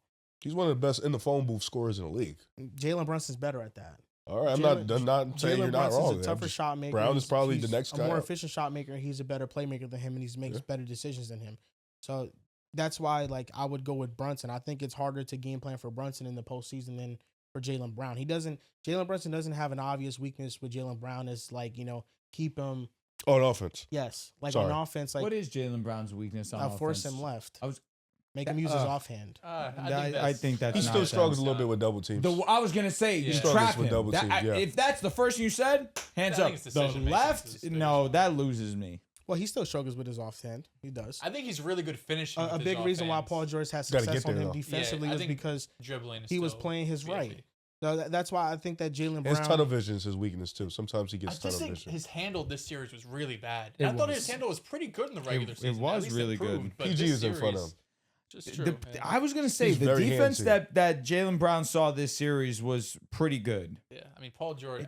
No all the- excuse though. He should still do his thing. Yeah, I agree. And plus, they don't. Brown is weird because they don't throw a shit ton of double teams at him. So it's like he's just. I feel like sometimes he's in his head too much, where he's just over dribbling or trying to overcompensate. Now it's also hindsight, and I may get smacked on the wrist for this. Here we go. They needed a playmaker. Desperately. I mean, No Tatum yeah, is yeah. absolutely brutal. You're Derek White right. can't do that. That's why I can accept a Who? smack on the wrist. Derek White. he was Yeah. never that.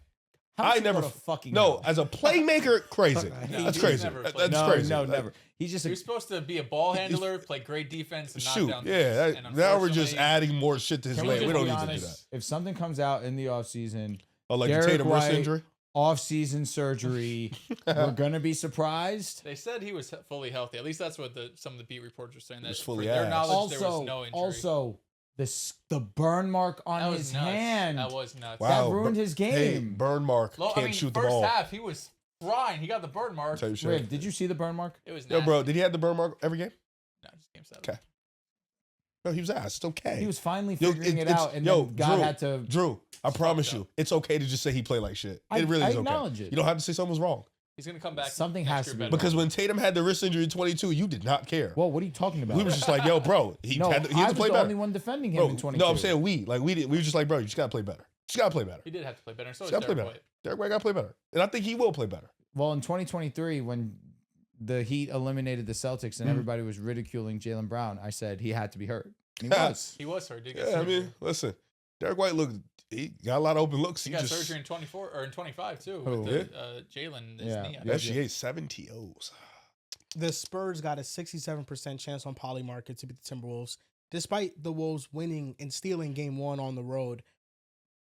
Before we get into the series, I just wanted to get your gauge on this, Riv, because a tweet of Drew's popped up on the timeline, and I wanted to know if you agree with it or not. Okay. And it What was, was it? it might I not be wonder. verbatim, but the tweet was that the gap between Victor Wembanyama and the next best shot blocker Uh-huh. is the same gap as Steph Curry's 3-point shooting and the next best 3-point okay. shooter. Before you tweak, Okay, I'm not gonna tell you. I said I'm gonna ask questions. comparable. Okay, so can I ask questions? Yes, you can.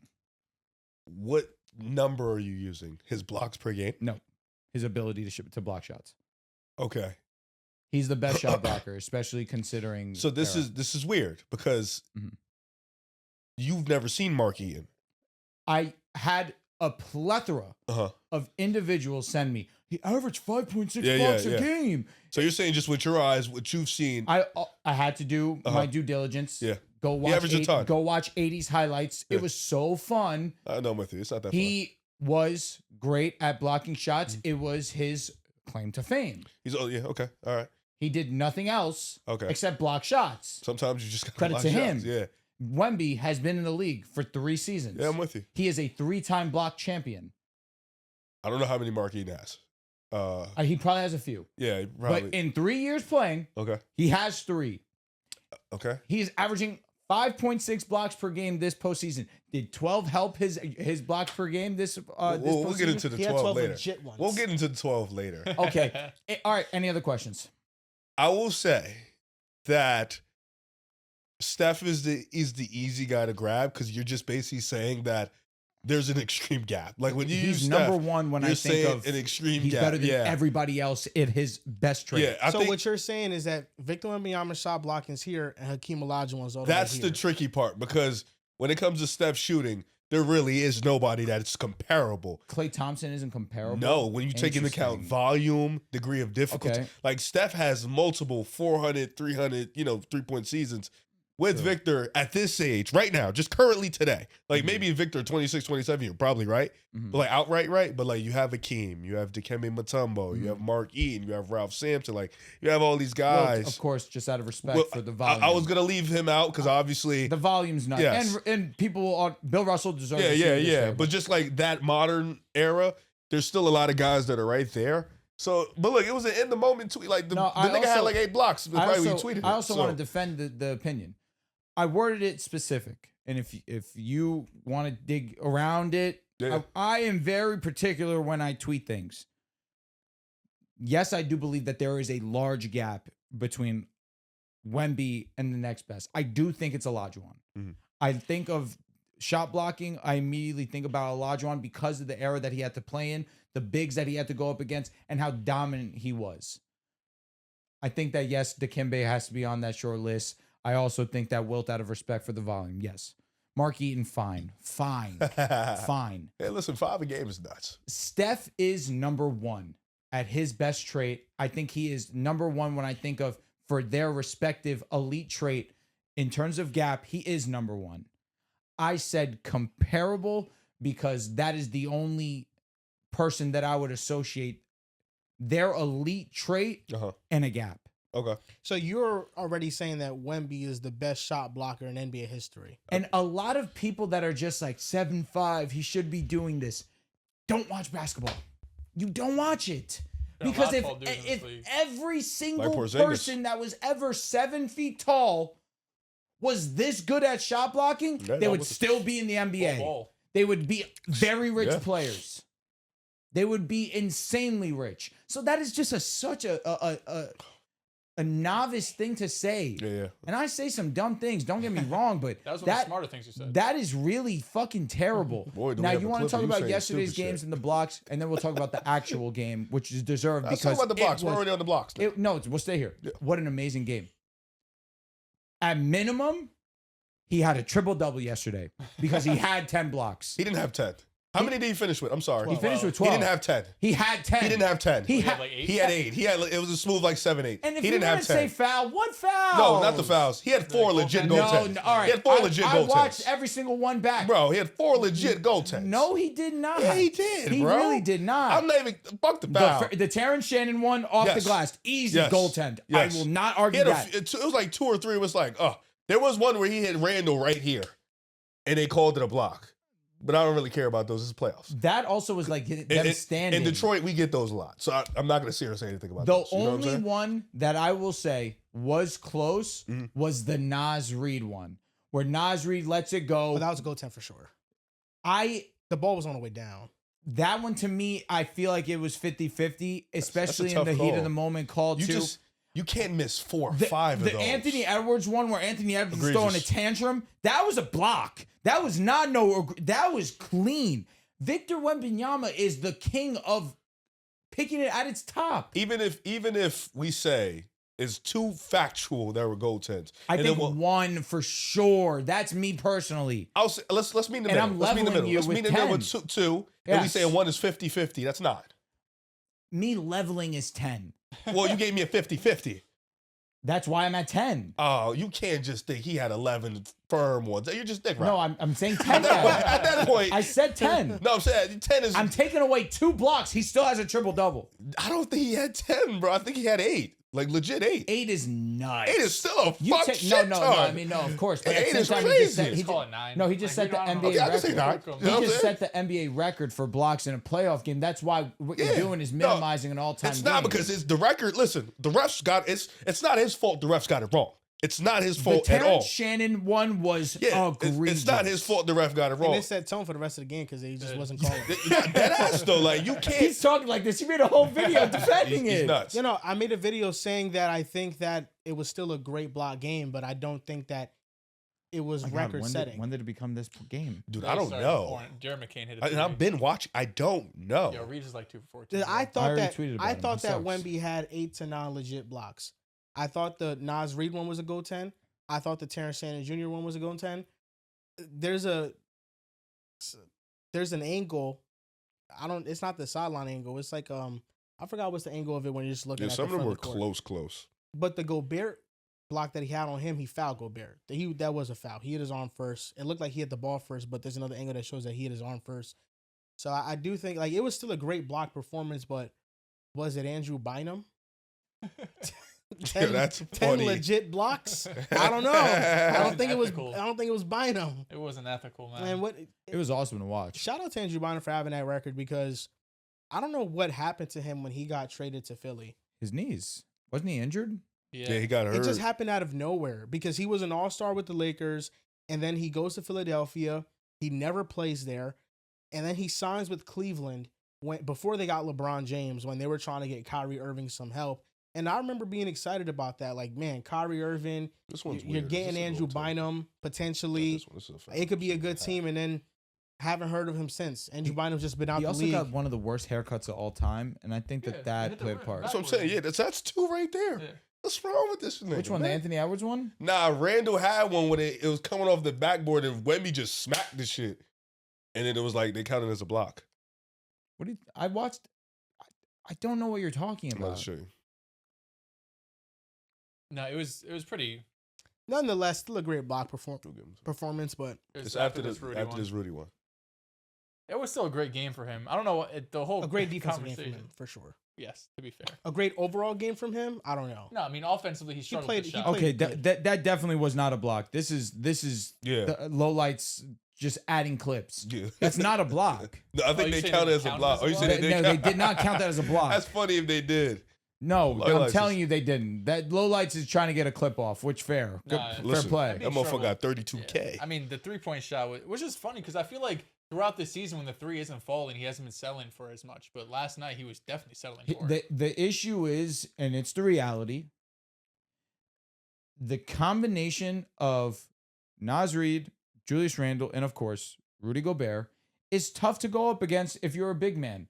And Wemby didn't want to play a physical game yesterday. That is a mistake because very obviously he is at his best when he is near the rim. And then it also opens up the floor for him because now they're worried about him driving. Now they're kind of sagging off him. That's when he takes his looks. I think he had a lot of good looks yesterday. They weren't falling. Yeah. I think that he was settling. Most definitely he was settling. That is not something to overlook. I think that as a whole, I think I look at the Spurs and they settled a lot on jump shots, him mainly. But I expect that to be different going into game 2. Agreed. But it's a tough physical matchup as is. You had to plan for that if you're Wemby, and I think moving forward, he understands that. But he got a slight taste of it in game 1. It was physical. They were really putting hands on him, and he didn't respond the way that I thought that he would in that moment. It's game 1 to feel out, but game 2, I'm anticipating a lot more near the basket because he was efficient near the rim. What ruined his efficiency was him going 0 for 8 from 3. Yeah, his problem was he didn't take enough shots at the rim. Correct. I think. There was a Oh, word. there's a couple of things going on in these playoffs Word. that I like, Riv. That I like, Riv. Nice cutoff, bro. I Um, appreciate that. Maybe I cut you all off. Maybe I I don't know what just So happened. maybe it happened. Maybe it's a chain of My reaction. favorite storyline, of course, is if the Knicks win it all. Number 2 would be James Harden winning it all. Oh, that didn't happen.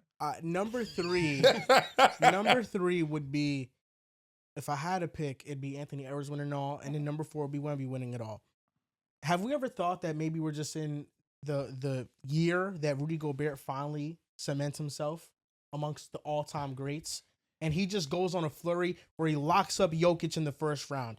He locks up Wemby in the second round. The Timberwolves make the conference finals. They get by OKC because Gobert is just elite menacing defensively, Ben Wallace type run. Nigga, please. And then in the NBA finals, Rudy Gobert wins. And he's elite MVP? defensively again. Nah, you know Ant's the Oh, best of player on the course, team, of course, but of course. you know Rudy Gobert is one of the driving ships. He's one of the guys. Are you saying And this then- is a path for him to be the best defensive player ever? This is the path for Rudy Gobert to Get be respect. respected Yeah. and acknowledged as one of those guys. I'll be honest, even if he doesn't finish it off, pause. If he just does Jokic and he does Wemby, Jeez.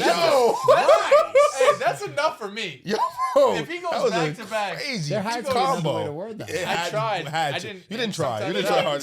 tried. You didn't try hard enough. But if he goes back-to-back series where he's locking up Jokic and he's locking up Wemby, I feel like that should be enough for at least most people, because then you have something to point at. Because up till this point, Rudy, it's been more than anything. He just gets cooked on the perimeter, and like, yeah, dude, he's 7 against foot tall KD, and man. like 260 pounds. It's gonna be impossible for him to keep up with these dudes on the Lord perimeter. have mercy. But if he's able to lock up these bigs, you got the 4 deep boys, he's got it. He already has it for me. I think for the general public, though, it'll go a long way. Minnesota is such a unique team because they can beat everybody, but it seems like OKC is their only roadblock. It Question is- about that. So, this would be, hypothetically, obviously, Minnesota's 3rd straight year in the WCF. If they don't win it, how do we evaluate them going into another year? Because it always feels like they're underwhelming in the regular season, or they just have these lapses in the regular season where we're like, yo, this team is unserious. Then playoff time comes and they're like, oh, no, we're just fucking with you. And they go to the WCF. Like, Okay, I want to say this, and maybe I'm wrong. They have the perfect team for playoff basketball. yeah, that probably makes sense. In the NBA, in the playoffs, the court shrinks. I say that because 3-point shots, every shot becomes a lot more stressful. There's a lot more pressure on each 3 that you take. And I feel like the percentages, there's some teams that just have great nights. That happens. But overall, shooting gets worse in the playoffs, and teams are a lot more aggressive and going near the basket. I feel like a lot of these games we've watched in these playoffs has been low scoring in the low 100s. We're used to offensive performances during the regular season, 120, 130, hell, 140. But come playoff time, the court shrinks. I love it. It's A our lot type of game. a lot of more pressure on each individual shot, and we're trying to get near the rim a lot more. And you have Naz Reid, you have Julius Randle, and you have Rudy Gobert, 3 physical bigs, and they have a luxury that no other team has, and that is depth at the big position for them. And Jaden McDaniels, who's 6'8". Yeah, 6'11", I think. I think he's What taller. the tweeted, fuck? I think he's Yeah. taller. Carson tweeted it out, but this has been the biggest drop in terms of average offensive rating in the regular season to the postseason in NBA history, or at least, whatever, like merger or whatever. But I think Drew's right, because you have to have a combination of obviously elite defense. This is the teams that are remaining, the majority of them were top 10 in defense this year. And you still have to have the score and punch, which they do with Ant. Of course, he's, battling injury right now, but we saw in that fourth quarter, like, if Ant could give you that throughout this series, Minnesota's going to have And a chance. Julius. Yeah, he owned one. And Julius was fantastic. Julius- too. He was the one that's getting a lot of the isolation ball down the stretch and really Ju- closed it out. Julius is the X factor here because they don't have enough size to guard him. You have to play Stephon Castle on Ant-Man, which leaves guys like Devin Vassell, Dylan Harper, Fox, Keldon Johnson on him, and they don't have either the height or the physicality to deal with Randall. And obviously, Wemby's in the paint, but I like that in the second half, Minnesota was able to find better shots, be more comfortable in the fact that, Wemby's playing drop, so you're going to have to, be able to hit these pull-up jump shots, be able to get into the mid-range, lean more into Randall, lean more into the small ball lineup, because that's what won them the fourth quarter. Obviously, Rudy sat for most of that fourth, and that small ball lineup really bothered Wemby because Randall was able to get a little bit more physical with him. And like you mentioned, Wemby has to – the first round was a lot different than the second round. Minnesota is not the Portland Trailblazers, so Wemby has to adjust to that, and I expect him to come out and – brother, it's the playoffs. Shoot 30 shots. You are the best player on the team. Empty that clip. Be aggressive, and I think he's going to do that game too. Now, the offensive captains didn't show up. I don't know what he was talking about, but I think for He's Minnesota, right, though. De'Aaron Fox. was he like speaking The in third offensive- person? Yeah. Yes. Okay. All right. Because it Because confused he me knows. for a little bit. He knows. All right. Yes. He was just being sarcastic. We all know. All right. He is one of the Because offensive normal leaders. people just say, me, I have to play better. But he said that. I have to play better. Okay. The offensive leaders have to play better. He's right. Okay, good. Yeah. Because De'Aaron Fox, what the fuck did he do yesterday? Yeah, no, he wasn't He let a good. fourth And quarter Jaden's run. guarding him. Beat dead ass. It got them That's back in like the game. James Harden tonight having a fourth quarter run, and all game he was pretty mid. They ended up losing De'Aaron by Fox 12. didn't have a good game last night, but he sparked their run in the fourth quarter with Yo, one bro, goal. we He had- can't. he had Yo, 10 points in the yo, fourth. enough of this. Yo, these players get paid $40 million not to spark fucking runs. Okay. They get paid to play better. He He got, play like he got shit. a lot of money. Okay, again, For- also, play like shit. correct me But if okay, I'm wrong but here. this is why I He kind sparked of the run. Nice. this is why I Awesome. kind of get It annoyed was at 4 points. when we only judge things off think 8. of what the results were, because De'Aaron Fox, yes, he played a bad game. Abysmal.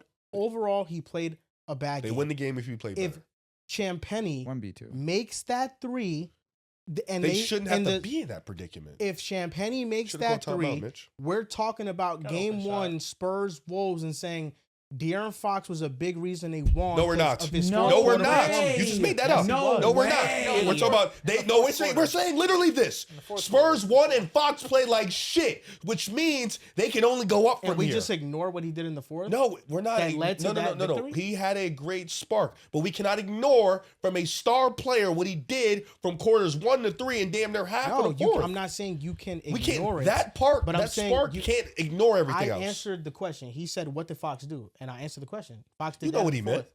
Fox did that. $40 in the million. fourth. Is that worth $40 million? What about Wemby? He shot 5 for 17. He was 0 for 8 from No, 3. And he was It- still it- a positive on the floor. on defense. On offense, he On wasn't. defense, yes. On offense, he Because wasn't. he, He had a bad actually offensive provides game. you something on the other side of the court. What does De'Aaron Fox? No, he's a two-way player. When you're a two-way player, you have to provide on both. No, I agree with you. Yeah. But I'm saying at least you have something to fall back on if you're struggling on one side. But I don't want to hear that. You said he's the best player in the world. He got to perform. That's a on offense, fact. too. No, That's he had a fact. bad night. He has to play And better. I acknowledge that. He has He to had play a better. bad night. I'm with you on And that. He has De'Aaron to play Fox in the fourth quarter But- was better offensively than him. better. What for? Why? Because he made a few layups. He had 10 points and he had Now multiple it's going up. assists. No, now it's going I'm up. gonna check. little I'm by gonna check. little. I'm gonna check. He went 5 for 14. I know that for a concrete fact. Let's check that fourth quarter. I know for a concrete fact Let's he look went 5 at for the- 14 because Wemby went 5 for 17. Looking at the real Jesus app. Christ. I know that. Wemby went 0 for 8 from 3. He was so fucking dumb shooting all those threes. My bad. He had 8 points in the That's fourth what I quarter. said. Yeah, he okay, said He I had said 8 that. points, 1 rebound, 3 assists. That's what he had in the I fourth don't need to quarter. hear about that rebounding, bro. Yeah, Keep it 100 he had with you. 3 assists. So Do I agree with you that Wemby should have been a lot better? Yes, he's ultimately the best player on the team. He is the leader of the team. It falls onto him. Am I saying, wow? He was a minus 13. Yeah, I know. He yeah, for was the whole bad. game, I'm just saying in the fourth What was quarter. Wemby? In the fourth. He was a minus 3 in the fourth. Well, everybody probably was. Oh, no, Wemby was a minus in the brother. fourth. Let's see. And Wemby lost 5 he was a points. -5 if I'm not mistaken. Let's see. Let's find out. Yeah, it's gonna be hard to be positive. That's what I be trying to say. That plus minus shit. But I am gonna say this. At the very minimum, Yeah, Wemby had 3 points, 1 with for 5. the 3 fourth. assists that God Fox damn. had, Minus 5. Yeah. if we're just Fox is better. at face value saying each assist just was worth 2 points, we're just lowballing it and saying Points every created. assist he had was 2 points. It wasn't 3 points. He's cooking. I gotta Then give him this. that's 14 points that Fox created in the fourth I quarter. hate that you're making an argument that I Don't said we forget should about start. hockey assists. So They don't track that's those, so what they're real. he did. I'm not saying he played a good game, but I'm saying that's what he did. I'm not saying that he redeemed himself It's completely. just that your statement was, if Julian Champagne hits that shot, yo, we're looking at De'Aaron Fox. Yo, great job, bro. No, you we're really did No, this. I Like, that's think not he's what I just was saying. In saying. the fourth quarter, he provided the spark that ended up winning. And I the game. agree. think that's all he was saying. I agree. Like, he Which To I did. be think is honest with you, right. do you know who low-key was the spark at the very end that was actually clutching for them? Adele? The guy who missed that shot. It was Champagny. Yes. Yeah, well he done. had It was multiple actually rebounds. Champagny. Yeah. Champagny was rebounding Wemby's bricks. He was Vassell started hitting clutch some on the board. shots, too. it was Vassell- both. It was both. It was both. really everyone except Wemby, which is what's the bummer about it. And if you're a Spurs fan, you can kind of fall back and say, hey, we almost re-stole that game back after it was a back and forth, one possession game, what felt like the entire game. When the Wolves went up 6, Thought it was genuinely, over. I said that game's cooked. Minnesota tried though. They gave him multiple offensive rebounds. The Mhm. terrible out of bounds That was turnover that bad. Ann had was really bad. And even the last shot, they ended up getting a wide open Amazing three, look. like the best look you could possibly ask for, and he just bricked it. De'Aaron Fox said that it wasn't none that they did defensively. He just played like shit, which honestly kind of checks out. We know that the Spurs need a better version of De'Aaron Fox. It's kind of been the story of the second half of their season is that he just hasn't been good enough. So he needs to be better for sure. It's weird because San Antonio, I think, matches up very well against OKC because they're one-dimensional offensively, and Wemby as a roamer can take away most of their offense. He could be on some non-shooters who's going to put out some. But Minnesota is a very bad matchup for San Antonio because of what you mentioned, Riv, Randall's physicality and his size advantage over anybody that could guard him. And because they have multiple options.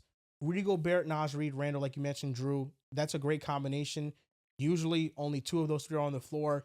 They took Gobert off the floor because when he was on the floor, Wemby was allowed to roam and just not guard him. But when you put Naz Reid on the floor, now you have to respect the floor spacing. You have to respect his 3-point shot. And that opened up lanes. And Wemby still cheated a little bit. But, that opens up the floor. And that's what sparked Minnesota's run in the fourth quarter to get back into the game. And even with McDaniels, like he finds his groove offensively here and now. He can hit a mid-range shot and he could post up and he could rise up over a Shout out smaller to Terrence player. Shannon. He's a Yeah, bull. Yeah, and Terrence Shannon Jr. started the game, and he one of the best downhill drivers in the league. He's so just his fast. first step is so explosive. It makes me wonder why he just wasn't in the rotation for most of the year because I thought he'd have a big year with Nickeil Alexander-Walker gone, but he was battling through injury. But he stepped up in a moment where his number was called. Minnesota, with no Dante, with no Ayo, winning on the road against San Antonio, albeit they got terrible games from Fox and Wemby, seems notable because I don't think they got the best version of Anthony Edwards. Randall played well in the fourth. I don't think they got the best version of Randall Is for he all still 4 on? Is quarters. Ant still going to be on minutes restriction next game? He said he's good. Okay. Oh. Anthony Edwards said that he's good. He could play. Well, I as know much as he his probably coach said wants that him to. before the game. So, Yeah. but what So are they I'm saying? assuming he's still going to be on a restriction of some kind. Tell you what, man, you might have cooked an all-timer. Honestly, he bought himself some time when You he might game have one. cooked an Oh, all-timer. He's going to be a Oh, top 20 OD. player of time. You OD. might have cooked Yes. an all-timer. I mean, bro. Anthony Because he Edwards is definitely on a brought historic himself to the top. trajectory. He might have had one of the greatest takes of all time. How is he on a historic And being trajectory? top 20? Bro, he's just one of the coolest there is. No, he's awesome. He's No, not- I'm curious. top And I don't 20. need, I'm not even meaning No, to dick can rock. we? All right, Has can he- we how have is- fun? How is Has he he on? done You it? guys Yeah, I'm about to have say, like, fun. how is he on a historic Can we, trajectory? all right, first off, he's one of the best 3-point shooters this game's Bro, ever he seen. said historic. That means an He's been to MVP at 3 some straight point. No, when ECFs, he cooked and this was- is year no, 5 in When the he cooked with league. the That Jaden doesn't- McDaniels no, take. That was what he No, really this cooked is with. better because obviously Anthony Edwards is on a pace for one of the best scorers in this game's ever seen. Okay. One of the best shooters this game's ever How seen. many All-NBA first teams? Top 20. How many He could MVPs? still do Yo, bro, it. I don't He has think you done realize how nothing. hard He's top done 20 nothing to is. be Like, top 20. Yeah. no bullshit. It's not even on the like. He's been to 3 Western Conference That's finals. not gonna get you in the top 3 20, years. bro. That doesn't Two, matter. well, Soon. 3 if you like think that? they're gonna beat Nah, the fuck. Sorry, Spurs. I Yeah, want you the just Spurs. top Oh, 20 yeah. is hard. Minnesota's probably a tougher matchup for New York than the Spurs are too. Well, even though, listen, Anthony Edwards has a long career ahead of him, and he's Agreed. gonna be one of the best ever. You just had zero fun with that. Because They're talking bullshit. Now, sometimes I just want to ask. Like, maybe the fun part is talking about not one of the best scorers this game's ever seen. You say that about Said that everybody. Jalen Green. Yeah, bro. First off, lying for haha is a disgusting, vile Jokes You're behavior. over telling me facts. you've never said that? He has No, said Something that. along what those I said lines. about Jalen Green was that he is one of the most fun players to watch. Okay. His highlight tape. He's is not that fun to comparable watch. Michael I don't Jordan. know. He's not that fun to watch. His highlight His tape, highlight maybe. tape. That's what His- I just yeah, said. yeah. Yes, it's Yeah. Michael Jordan-esque. Just think of all his Nevertheless, misses. I don't think anybody's just looking up Jalen all Green that's, highlights. well, 'cause if you really care about the game of basketball, you should. The one that I've said is an all-time scorer, and I am standing on it because it's D-Book. true, is Devin Booker. Okay. Now, Anthony Edwards is fucking nuts because he can shoot the 3 ball at Facts. such an insane clip. And Is yes, Ant over Devin Booker all time? shit. Yeah, he's better than him. Yes. No, he's over him. I mean, Yes. Greater is Brooks different got than a better. Finals run in him. Greater is He different does. than better. I got Ant. 240 balls. That's what I'm That saying. matters. Like now they're That matters. like, And he has the that's first what team I'm All saying. NBA. It depends. What is? I gotta look. I don't know what D Book is like. He has the finals. He's He played. has a couple of NBA teams. He's the 3rd fastest player to 10,000 points. That shit matters. don't. Time that he that did shit- it. I mean, it He matters. has Yeah, a yeah. jump I think 71 Anthony against Edwards Boston. jumped that. I think you're right. I think Anthony Edwards was number 2, Yeah, I think if I'm so. not mistaken. Yeah, Only behind LeBron James. to yeah. do it, I versus mean, 10K. listen. I don't know. That's historic. I don't know what D Book has done. That is historic. And he might be the coolest. Yeah, we just player in giving the niggas league. whatever title. I'm walling. No, it's not. I think he's deserved it. Deserve what? He's deserved those titles, and he's deserved all Outside the of scoring, praise. what's he doing at the top 20 level? He doesn't even do that on the top 20 level. I don't No, think. I mean, outside of scoring, But I'm what saying does, that could what get does him Shea 'cause do the at a scoring top is 20 elite. level? Right? Like, it's, No, but Shea But does he scoring at doesn't- like a top 5 level. He's efficient at a top 3 level. You know what I'm well, here's the saying? thing. Shea's on top 10 trajectory. What Yeah, does man, he's Jason got Tatum ring. do at a top 20 level? Oh my God. Damn! Everything. That's why Everything. he's doing bitch. No, He's not an anomaly. We've seen his kind before. he's not even better scorer than Ant. Pure score. I mean, Ant's probably better. I think Tatum. It's not a hit in probably, more bro. Let it ways. go. It's not close. So, you're like, come on. It's not close. It's okay. He's better at everything. Tatum's better at everything better at else. everything Everything else, And Tatum's better. scoring, I think it's pretty close. It's not, bro. Let it go. What's Ant scored most in one season? Like his career high. I think 30 now, right? Okay, Yeah. Tatum did 2 years 30 was. too. But This year was I think career high. Ian's probably more And efficient. that was a down year, Surprise. low key. Well, that's 23. So I'm interested because right now Best year, arguably. on Polymarket, the Spurs have a 67% chance to win. Are you guys changing your pick to Minnesota? Nah, the Spurs is 7. I'm taking Spurs. Yeah, I that's do the think Spurs this is a plays. 7-game series. I'm feeling more inclined to take Minnesota in this series. I wasn't sure if Anthony Edwards would be back game 1. Yeah, that was a tricky He part. also capped. He All- didn't- all he didn't average reports- 30. What Ant average? 29.8. 28.8. All right. If he hasn't touched 29. 30, he can't be better scorer than Tatum. Move on. Yo, he's got 50 in a game 7. All right, let's move on. He's got multiple 30 balls in the finals. All right, let's move on. It's a volley merchant. The efficiency is crazy. Almost 50% from the field, 40% He's from three. efficient. Good for him. Damn. What do you say? You're the best player. Put up buckets. Yeah. Tatum put up buckets. Yeah. Listen, man, go get buckets, man. Go score. I'm feeling more inclined to pick Minnesota because I wasn't sure if Anthony Edwards would be back this soon. They said he'd be back in like the middle of the series. I was saying like game 3, game Yeah. 4. I thought maybe San Antonio would jump off to like a 2-0 lead and now it'd have been over. But now that it's still game 1, Minnesota has a lot of advantages over San Antonio. And part of me feels conflicted because I want to see San Antonio move on because I think they're the best antidote for OKC. But Minnesota is San Antonio's kryptonite. They have experience. They have Rudy Gobert, who guarded Wemby excellent in game 1. They have Julius Randle, another all-star they could lean on. They have role players they can lean on. They have veterans they can lean on. Minnesota just got it. Like, they made a statement against Denver, a real legit statement. I don't know, man. This is a 50-50 series, and if I'm just giving percentages right now, I feel like it's more 60-40 leaning Minnesota. Yeah, Like, we got Minnesota game 1. made a real good statement. I understand Wemby didn't shoot the best. I understand Fox didn't play well either. We probably are kind of expecting that from Fox moving forward. I mean, it's Not very that bad, it's but- not that You're a bad. Fox guy, bro. I do Do love tell Fox, us. but he hasn't played well, and I can't count on him to play well. I can't. Is Fox the worst good guard in the league? He's the Brandon Ingram of point guards. Yo, that's so God, bad. Well done. Brandon Ingram is so bad. Genuinely, I'm gonna choose to take a positive outlook on the De'Aaron Fox contract. That it was a year where He's making $60 we million are in 2 years. trying to get Wemby some help so that he makes an appearance in the playoffs. They superseded that. They're the 2 seed. Great job, De'Aaron. You did your job. And what you're going to be doing your job is when you're used as a contract in a trade. He's for getting a drafted superstar. to the Seattle Supersonics.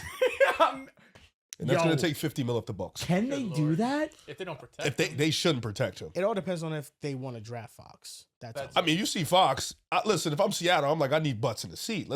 First 2 years, let's just get a bunch of Zach LaVine's, De'Aaron Fox, and let's go crazy. I feel for De'Aaron Fox because And tank. Fox Let's has been tank it. wanting to be in a good situation for most of his career. He was in Sacramento, just wasting away there. He goes to San Antonio. They have this influx of young guards. He feels like he has to take a back seat. There have been moments this year Dylan Harper just looked better than him. And game 1 against the Timberwolves was an example of Castle that. too. Exactly. Like they look better than him. Castle getting fouled out. It hurt feels them, like too. they should be Yeah. the 2 starting, but you have De'Aaron Fox, the cachet, the contract. So you have to lean on that. I'm hoping that De'Aaron Fox turns it around. I know what he's capable of. He's an all-star. He's averaged 25, 27 points per game in a season before, but he has to prove it. And this is his moment to prove it. He has to bounce back, and he has to be the second star to Wemby. It's no more of the deferring stuff. He doesn't have to defer. He has to be who he is, and that's what the Spurs brought him here for. He has to be who he is. Because if Dylan Harper looks as good as Fox now in multiple spurts in games, I mean, what is it going to look like next year when Dylan Harper has a full offseason under his belt? What is it going to look like in 2 years? It's going to be such a clearing that Fox's contract is going to be viewed as one of the worst contracts in the NBA. It's probably already viewed that way now, but it's going to be hard to justify starting him at the rate that Dylan Harper is improving right now. Yeah, I mean, they probably never thought they were going to get the second overall pick because then you don't have this issue when you just have Fox and you have Castle and it fits. The internet's saying that Fox is stopping the dynasty, so they appreciate it. But that contract is nuts because I'm with you, Joel. You feel like probably right now you have a better chance or feel more comfortable starting the 2 young guys, and then he's just going to get older and more expensive. But I think they're still going to be okay. I do think I don't want to overreact to game 1s because I think throughout the first round, if you overreacted to game 1, you would be wrong multiple times. But everything we've said today is right. Where like Minnesota does have some real issues with just the size they could impose on Wemby. Wemby had no lobs either in this game. Just I think picking him up closer to half court, just making him uncomfortable, just getting real physical with him is going to cause him some issues. But ultimately, I think it's going to come down to Ant and his health. I thought he looked, for coming back from injury, playing in game 1, I did not expect him to play. I thought he looked really good. He struggled early, but in the fourth quarter, he was able to get some of the scoring going. Had a couple of bad decisions, which he talked about in the post game. But if he's able to play like he did, or even improve in terms of health, I think this is a 7-game series and Minnesota can win. The Cavaliers and Pistons, this will be the last series we talk about. It is almost 11:30 Eastern time. We'll be back in 2 days on Thursday to give you guys a Patreon exclusive episode. Patreon. I'm back. Patreon. Cavaliers, Pistons. Are you going to be here? I'm I don't here. believe it. I got to be here. I'm going to be here. I'm The excited. Pistons have a 53% chance to win the series on Poly Market. It might have raised now that game 1 was over. This was before game 1. The Pistons, good victory. The Cavaliers try to make a comeback late, but the Pistons pulled away. I like Cleveland in the series. I like Cleveland in 7. I think this is a 7-game series. I just like their offense. I think Detroit game 1 at home, I think that's where they will have the obvious advantage. One thing with Detroit, and I feel like this is scary for Cleveland because I don't trust Cleveland. I also don't trust Detroit. But looking at That's the ironic. Detroit Pistons coming back down 3-1. Why don't you trust Cleveland? I don't trust Cleveland because Donovan Mitchell. Oh, Just him? just Yes. just him. Okay, And I mean, Kenny listen. Atkinson. I dropped him, Can we so be- I dropped And the Jared Cavs. Allen is inconsistent. What about Mobley? Can we? Mhm. Mobley's been fine. Mobley's been What fine. He about had a James shit Harden? game today. James Harden is their entire offense. He's their engine, and he makes them go, and he gets some good shots. Well, if he's making them go, he's the engine. They're not going anywhere. James Harden has lived up to his end of the bargain. Not today. He's lived up to his end of the bargain. He has been reliable. He has added more playmaking, more rebounding, more defensive value than Darius Garland. That's why they brought him in the trade. When he is on the court and Donovan Mitchell's off the court, he sustains the offense. He is their decision maker. And he has held his bargain. Donovan Mitchell has to hold his end of the bargain. James Harden, he didn't have an efficient game in game 1, but he still finished the game strong. He contributed. He was their playmaker. And Donovan Mitchell didn't play well once again. And that is a reoccurring theme. The engine led to 101 points. Not great. They both didn't play well an elite today. defense. Like Donovan Mitchell. Oh, we're elite now. You can find many mismatches. Duncan, Tobias. Well, yeah, they were hunting Duncan all fourth quarter long. One thing about us is we don't relinquish switches often. We don't. We fight. We're men. I saw them switch on to Duncan multiple times. Not a lot. It was like Easily. It was like 2 or 3 times, and we were up. Losers. Detroit, they're scary because the momentum they have coming out of that first round series win. Why don't y'all have momentum too? It's different with Cleveland. It's different with Cleveland. They were down, Cleveland just 3-2. No, they were up 3-2. No, they were up 3. Yeah. My bad. Yeah. Cleveland plays well at home. The Detroit's momentum comes from the fact that there was a lot of role players we were questioning last time we did the podcast. What the hell is Dennis Jenkins going to do? What is he going to bring to the table? And over the last couple of games, I mean, he's been really good. He's brought that spark that they needed, that we thought, and he showed in the regular season that he could bring into the postseason. And I just think that Cleveland, there's nobody on Detroit that's really frightened about them.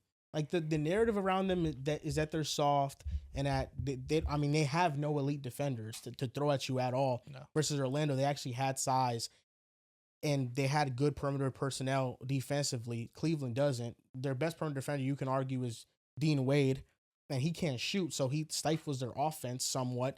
And then Keon Ellis he has a nice form. Is another defender, but Keon Ellis doesn't even play for them. So Detroit is looking at Cleveland, and there's nobody that Dennis Jenkins can't get his game off against. And that's kind of what I come back to, is that, like, there's nobody on Detroit that they can't get their game off against Cleveland. K can get his. Tobias can get his. Jalen Duren, I think, can get his. He didn't have the most points game 1, but I think he can get his. And then Dennis Jenkins has been playing better, and he's building his confidence. For Cleveland, it still feels like all the pressure's on them. And Asar Thompson, he's going to be guarding one of Harden or Donovan Mitchell. And whoever he guards, you can feel confident that that person will be limited. And that's the worry with Cleveland. The worry with Cleveland is that if Asar is taking up one of them, who's going to step up? And that's the worry with them. And it's also like, how consistent can their bigs play? In Game 7, Jared Allen had a monster performance. Game 1 against Detroit, what did he have? Like 2 points? Like, that is Jared Allen in a nutshell. He's inconsistent, and I'm glad he had the Game 7 moment against Toronto. But Cleveland is a very inconsistent team. And I know that Harden has a reputation, but it's everybody around Harden, and you could even include Harden in there too, that sometimes he's inconsistent as well. He doesn't shoot the best, although he's an all-time great and one of the best I've ever seen. And the truth comes out. But Donovan Mitchell, that's really the guy that I'm looking at the most. I mean, you're the guy on the team. You're the dude who, coming into this postseason, you're top 5 in playoffs points per game. That's you. Last year, you played well in the playoffs before your injury. The year before, you were dominating the Celtics when everybody went down. Where is that Donovan Mitchell? That's what I'm looking for, because if Donovan Mitchell can play like that, everybody else around him, I think, can hold up their end of the bargain. But they're in a crisis where their star is not playing well. And if their star does not play well, then Cleveland ain't doing nothing. They're not getting past Detroit. I hate to be the bearer of bad news. Here we go. D. Mitch is not getting his game off against Asar Thompson. I'm sorry. It's just not going to happen. Which means this is a James Harden-led team. Which means Detroit Pistons will be going to the Eastern Conference Finals. How many games? I think it still goes 6-7. I don't think we're a team that's going to blow anybody out in 3 or 4 games. I think it's going to be a bunch of ugly-ass games. You know, I think it's going to be rugged games like this. You know, yeah, I love that you mentioned that, because I do think that Asar will get Harden primarily. He has been the engine of their offense, but let's say in this world, he is checking Mitch, and that's the assignment. Today. Harden can definitely lead the Cavaliers to victory in the series. If he's not like getting that type of defensive attention, and he's getting somebody like Duncan Robinson or Cade or Tobias on him. I mean, they almost came back, and he played like shit game 1. First of all, credit to Detroit. First of all, both teams coming off Game 7s, I think on Sunday or whatever it was. Detroit having played 3 straight damn near perfect games to even be in this position, and then coming in this game, starting off up 19. Obviously, like you said, they blew it, but then they end up persevering and still getting the W. That's impressive. You got to give them kudos to that, to just even have that energy and that just that level of intensity to still play that physical, grunted style of defense. I mean, the Cleveland Cavaliers just all powered offense scored 100 points today. Yeah. You know, and Detroit that's been their bread and butter. It's been their defense. Jalen Duren had 7 offensive rebounds, which means he was dominant on the glass. Cade didn't play too well from a scoring aspect, but you know, it's just him getting a shit ton of attention is always going to be great. Asar played great on both ends. And then you had quietly guys like Ron Holland in his short minutes be able to be a spark. And that'd be huge if he's a guy that can play in the series, because he's a guy that adds another great on-ball defender. Jenkins did have another good game. I just want him to keep it going. He had really bad stretches in the Orlando series, but back-to-back games, kudos to him. You made a good point, and you talked about Cleveland not having that fear factor. And I think that's just Detroit. They're not scared of anybody. And I think with Detroit and Cleveland, there is that difference in physicality. There is that difference in just toughness that plays an important part in the series, especially in the East, where, you know, toughness is embedded in a lot of these teams. And I think when you are in a series where you get a little bit more leeway with the calls and you get a little bit more leeway with the physicality, that's when defenses that play that type of style really show their bread and butter. You know, and I think they play that type of style that OKC plays, where it's that physical style, same thing that Minnesota plays. It's that physical bully ball defense that, you know, can really shine out when it matters. So I think offensively, that's always going to be our issue. That's always going to be our worry. Like, can we consistently hit shots from the three-point line? Can we consistently be consistent on a play-by-play basis? But I think we were really great in just creating a ton of turnovers today.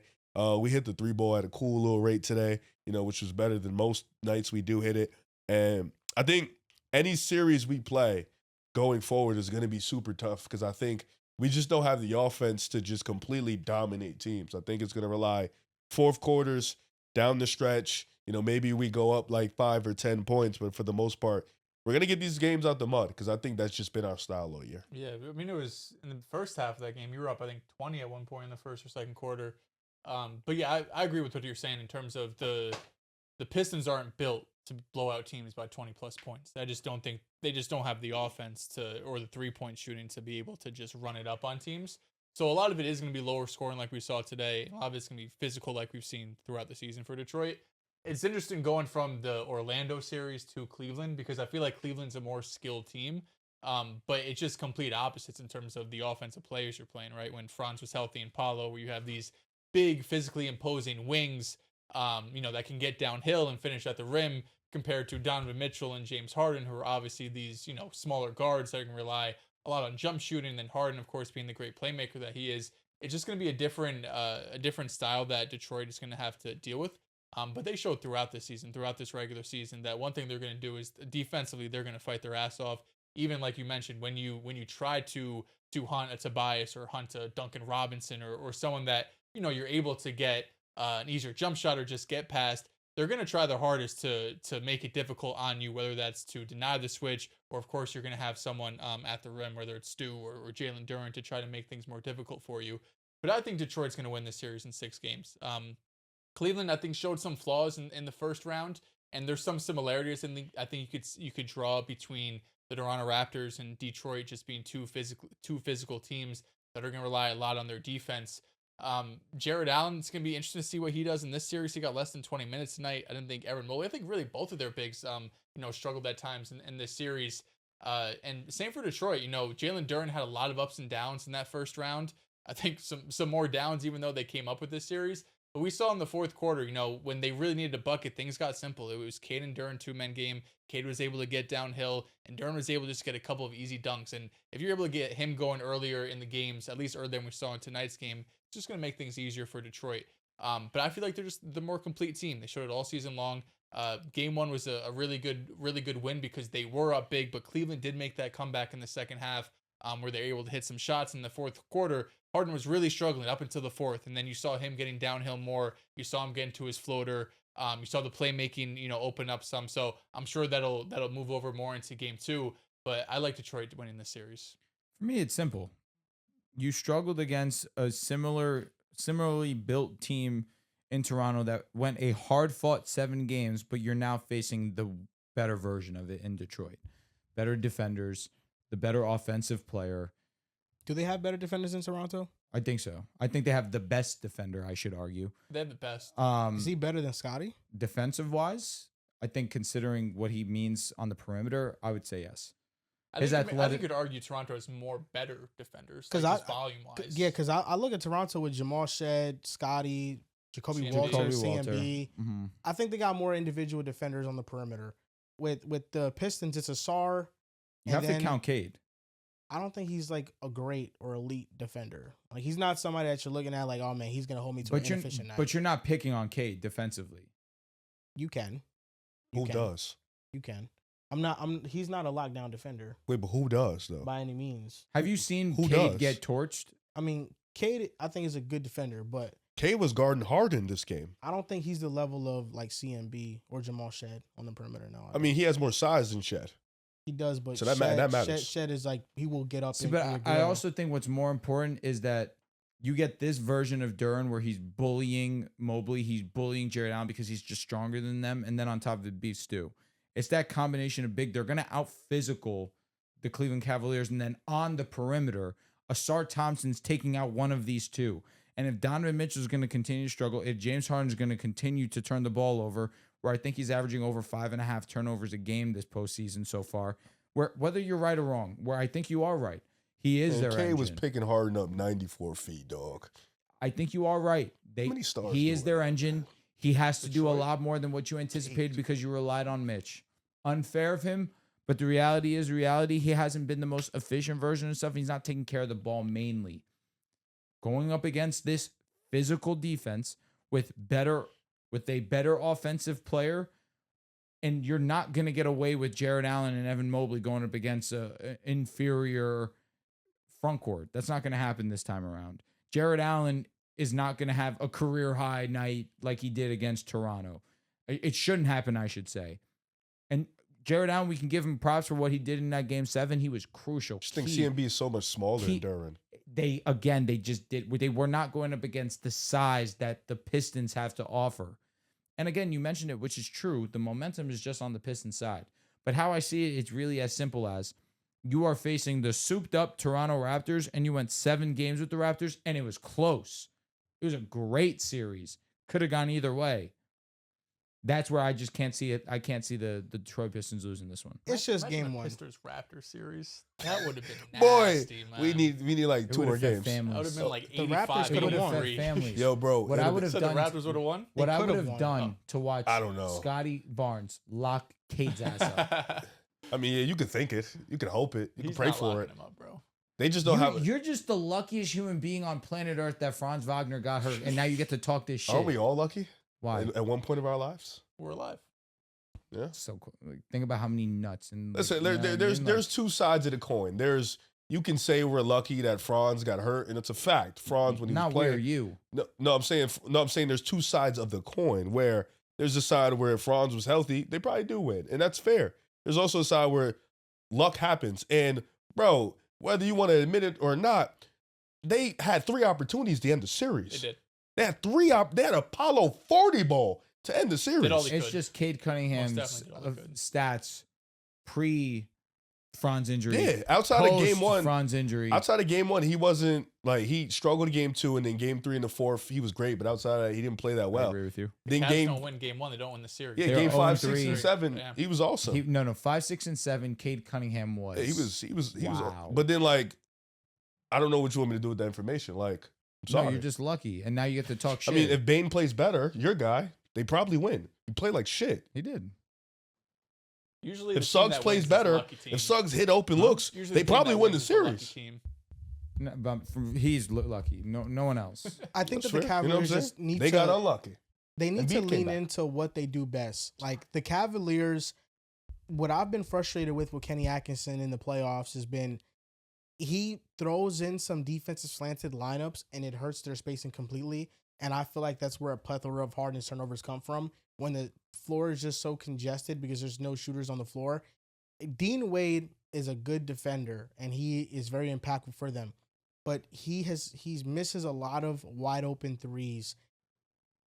And I felt like Kenny Atkinson was too late to playing like Max Strus and Jalen Tyson more minutes throughout the Toronto series. His plus minus is like nuts. His on off D Wade, it's fucking nuts. Yeah, no, I don't believe it. Like he's one of those I just don't believe it. Yeah, but it's insane, bro. It's because he's usually on the court with Harden and stuff. That's why. But it's with the starters. Why are you doing this? Harden plus minus. No, he is. starters. I'm saying Harden's carrying, but Kenny Atkinson was late to throw in shooters and put more shooters around James Harden. I feel like what sparked the Toronto Game 7 run was when he leaned into that. Yeah, Strus got more minutes tonight though. He was and he played put up well. 20, and he was a big reason why they had he a played run. 28 minutes tonight.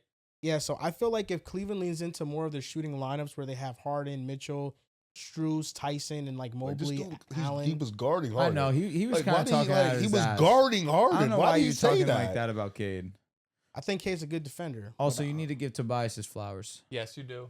You were talking so fucking crazy on him, and He's he been dialed fucking in. Well, it's funny because you're very mean about Cade in his first 4 games, yet you're super quiet about Tobias in his first 4 but games. did I not just say that Cade Expectations was are different, sex? too. Well, game you 5, 6, had and nothing 7? else to say. He averaged 37. Okay, Yeah, but it's again, nuts. now you need to give acknowledgement to Tobias. Only thing I speak on is Tobias on the defensive side. Well, how about his offense? His Because offense you was needed a huge. co-star. We asked for He's been good. a secondary scorer. Yeah, he he's showed been up. good. He does sometimes give up what he gets. You know, that's brutal. He's the coolest person ever. Oh no, 7 turnovers, 7 per game. Yeah, man. Oh, Listen, that's what I said. Cade- That's the Cade- stat I saw. Cade is I guarding would say him Melo. this series, so we'll see how he does. when you got the ball 90% of the time, You that can only number do so doesn't much. faze Listen, I ain't gonna knock you Yeah, for I mean, y'all turnovers, are- my y'all nigga, you know are what I'm the saying? same. We That don't say number both, doesn't you know faze what I'm me. saying? 5.4 is nuts. Like in the Toronto series, Donovan Mitchell wasn't on the ball at fucking all. That was weird. Well, Donovan Mitchell's, we don't look at his turnovers, we look at his efficiency. And But I it's think poor. Well, That he don't also- got opportunities to turn the Yeah, ball over 'cause he wasn't really getting the that's ball. also another weird thing for me. Where yes, he's struggling, but Kenny a lot of the times has him in a corner, and I don't know why. It's very just Harden, and it's like just throw Mitchell in a corner. This is a bad game. Hmm? This is a bad game right here. No, that fourth quarter he saved his legacy. Yo, dead ass. He had like he was 8 2 points. for 10. That's so a he bad finished. game. He finished 4 for 5. You have to stop with this. 22 Hey and man, 7. if that's a great game for you, You brother. get that in rec, you like, yeah, fuck yeah. Well, that's what. If Harden's you been doing go the last 6 couple for of years, 15 23 in and rec, they say we're done playing with you. That's why it's a Don't video forget game. the 7 turnovers. That's why it's a video game. 7 turnovers. You lose a lot when you do 7 turnovers. I guess so. You'll probably have a D grade. They came back in the game because of him. Yeah. I think it's Also, just Cade game was off one. the A floor. lot like De'Aaron Fox in the Spurs game. No, Cade was off the floor. That's when they came back. That too. I yeah. think- Cavaliers have the most turnovers through 8 playoff games since 1996. And Cleveland can't win on the road. That's another problem. Yeah, So we'll see. I mean, I think that we haven't seen the best of Cleveland yet. I just You're taking Cleveland though. I am taking Cleveland in this series. Yes, I am. LeBron James tonight, Woo! 27, 6, 4, 1 steal, You're 3 taking threes. Cleveland, man. You're 12. dying on your 12%. sword. Boston. You know what's 1 year, funny, bro? minimum. You were real, can't. like, Can't. real You want to go to San Antonio? geeked up in the text messages. No, you were talking crazy. And you're pretty, you're like a mouse. You're like a mouse right I now. think he Like, was just baiting you. baiting me, but keep the same energy. Like, it's Detroit, Cleveland, your boy Harden, Cade. Well, we cleared him, but I'm saying, like, keep the same energy. Like, talk. I mean, clear him now. I mean, Harden's 37. All right. Yeah. He's still playing at a high level. I know The he age is. shit means nothing. Look at He- LeBron. Look at Kawhi. I was gonna say, look at does Steph. LeBron is Yeah, like, Cade what are we clear doing? of LeBron?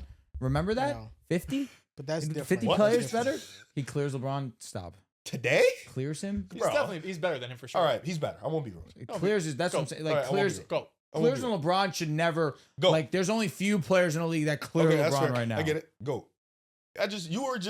You were in my messages just a lot of yap. Like, Now you were talking you crazy. talking crazy. I thought it was going to be like, all right. You deserve this. So keep that low-key. same energy. And you know I'm on your side. And now you're just recently. very like, I don't know if I trust Cleveland. Well, no, he's taking them to win 6 games. But I don't He said trust 7, Cleveland. I It's thought. very like, 7? I don't know.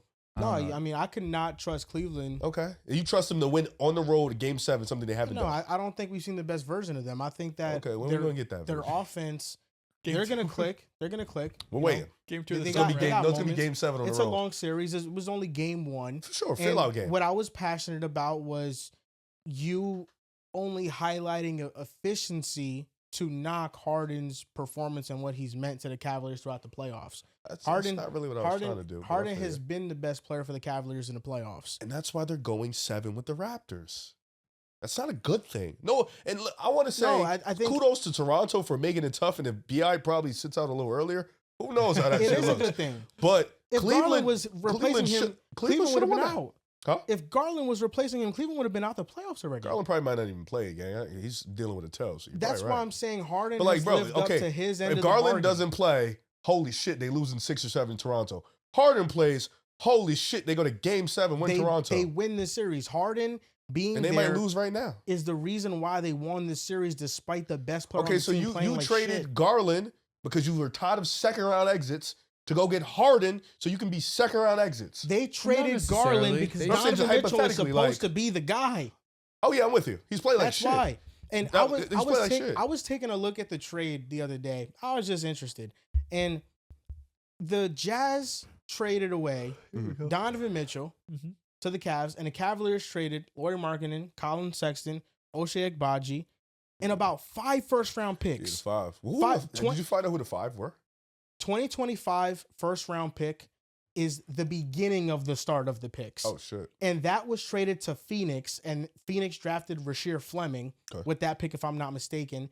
So now the Jazz, from that trade, by trading the 2025 pick, they now have Phoenix's 2030 first-round pick or 2031 first-round pick. That's nice. They still have Cleveland's 2027 pick, 2029 pick. They have swaps in 2026 and in 2027.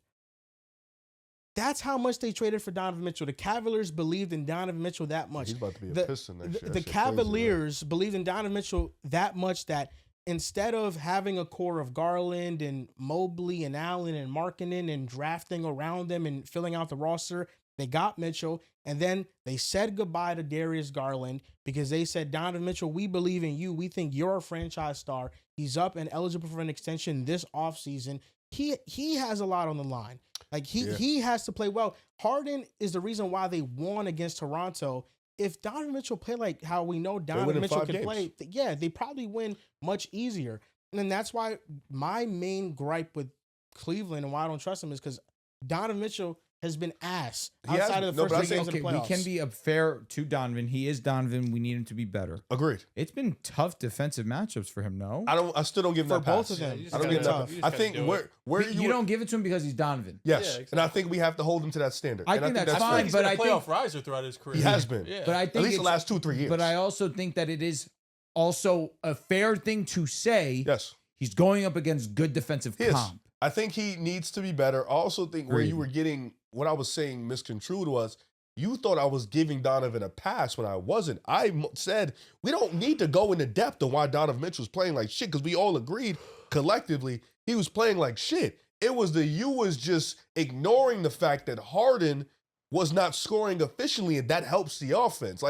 Yes, he's a great passer. Yes, he gets them into their sets. Yes, he creates open looks. But he's also, when he does try to score, he's not doing it efficiently, and that would help the offense.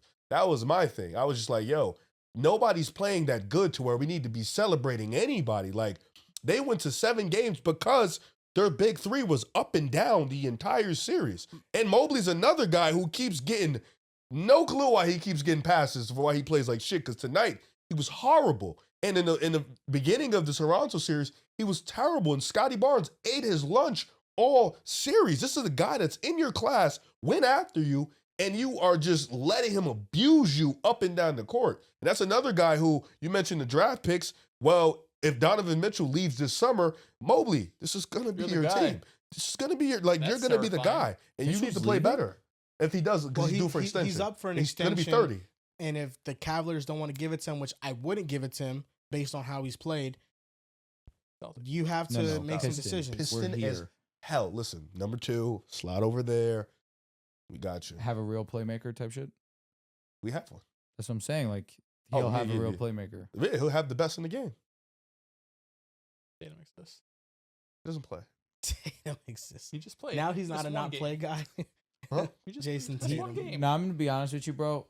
I really held back a lot of words this podcast on Jason Tatum. We were really nice. Why? What did Jason Tatum do? God, him just being like, "Sorry guys, game 7." That's He was very available, and then he wasn't. What was that about? Well, at first it seemed like it was a calf that he hurt in game 6, but then the injury report was a knee. But it seemed like he wouldn't have been available for like the beginning of the second round, possibly. So I don't know. Well, too bad. So now Jalen Brown gets all the blame and Derek No, White Well, blame. too bad. It isn't that, bro. Every time we've gotten eliminated the last 3-4 years, Tatum hasn't played. Dude, I'm gonna be real with you. Your video was so well put together. Which one? Talking about the Celtics and how they lose. Like, why can't we just lose normal? Normally, Like, why can't it just be, just losing 6 like a normal get team. smoked? It is what it is. No, we got to have a Jason Tatum torn Achilles. We got to have a 3-1 blown lead, 45-year drought of not losing to Sixers. Pretty funny. We come back from 3-0. We force a game 7. Jason Tatum Tatum rolled ankle. It's fucking Game nuts, over. Now, this is the last thing I'll say before we end the podcast. Did you guys see the tweet of how they were like, they have Tracy McGrady, Vince Carter, and Carmelo Anthony talking about what it takes to win That's in the pretty fucked postseason? up. But damn, It is pretty funny. they know what it takes. They just Haven't been able to do it. Yeah, Everyone like, knows. You know what it is. Like, what the fuck? Like, especially VC. Like, VC's been on some teams that, had championship players. T-Mac was on the Spurs. He definitely knows what he, like, what the fuck? It's a great T-Mac with the Spurs. Well, I'm saying he watched them, so he knows, like, winning in the building, you know what I'm saying? Like, those are Hall of Famers. So, He like, had some of the best tickets in the house. I agree. That being no real said, shit. This is 80 points in in the room. I mean, you got Melo Conference Finals, Vince Carter Conference Finals. You got Trace McGrady. On the Spurs. Team, on the team. Blew On the 3-1 lead. Contributor. Never DNPs. out first round. Tracy, the best one at the table. At his very best, yes. At his very best, yes. He is. He's the best one at the table. Easily. Melo, the best scorer. VC just in the middle. I can't sit with this, man. T-Mac's the best. T-Mac, whether you want to admit it or not, he's literally D-Book. Whether you want to admit it or not, it's the truth. What about Melo? Melo is... Is he not a 3-level scorer? Come on. Melo's Melo. Exactly. T-Mac is T-Mac. Why does Evan Mobley suck, man? I was so high on him. But that's going to do it for this episode of the Pick a Side Podcast. You guys can follow us on Twitter at Pick a Side Pod, Why does on Mobley Instagram suck? and TikTok at Pick a Side Podcast. Patreon episode Thursday. It will be out Friday. We will record Thursday. We're going to answer some of you guys' questions that we didn't get to. So looking forward to that and some other NFL things that we didn't cover on this episode at all, Yes. honestly. But thank you guys so much for supporting. We'll see you guys next time.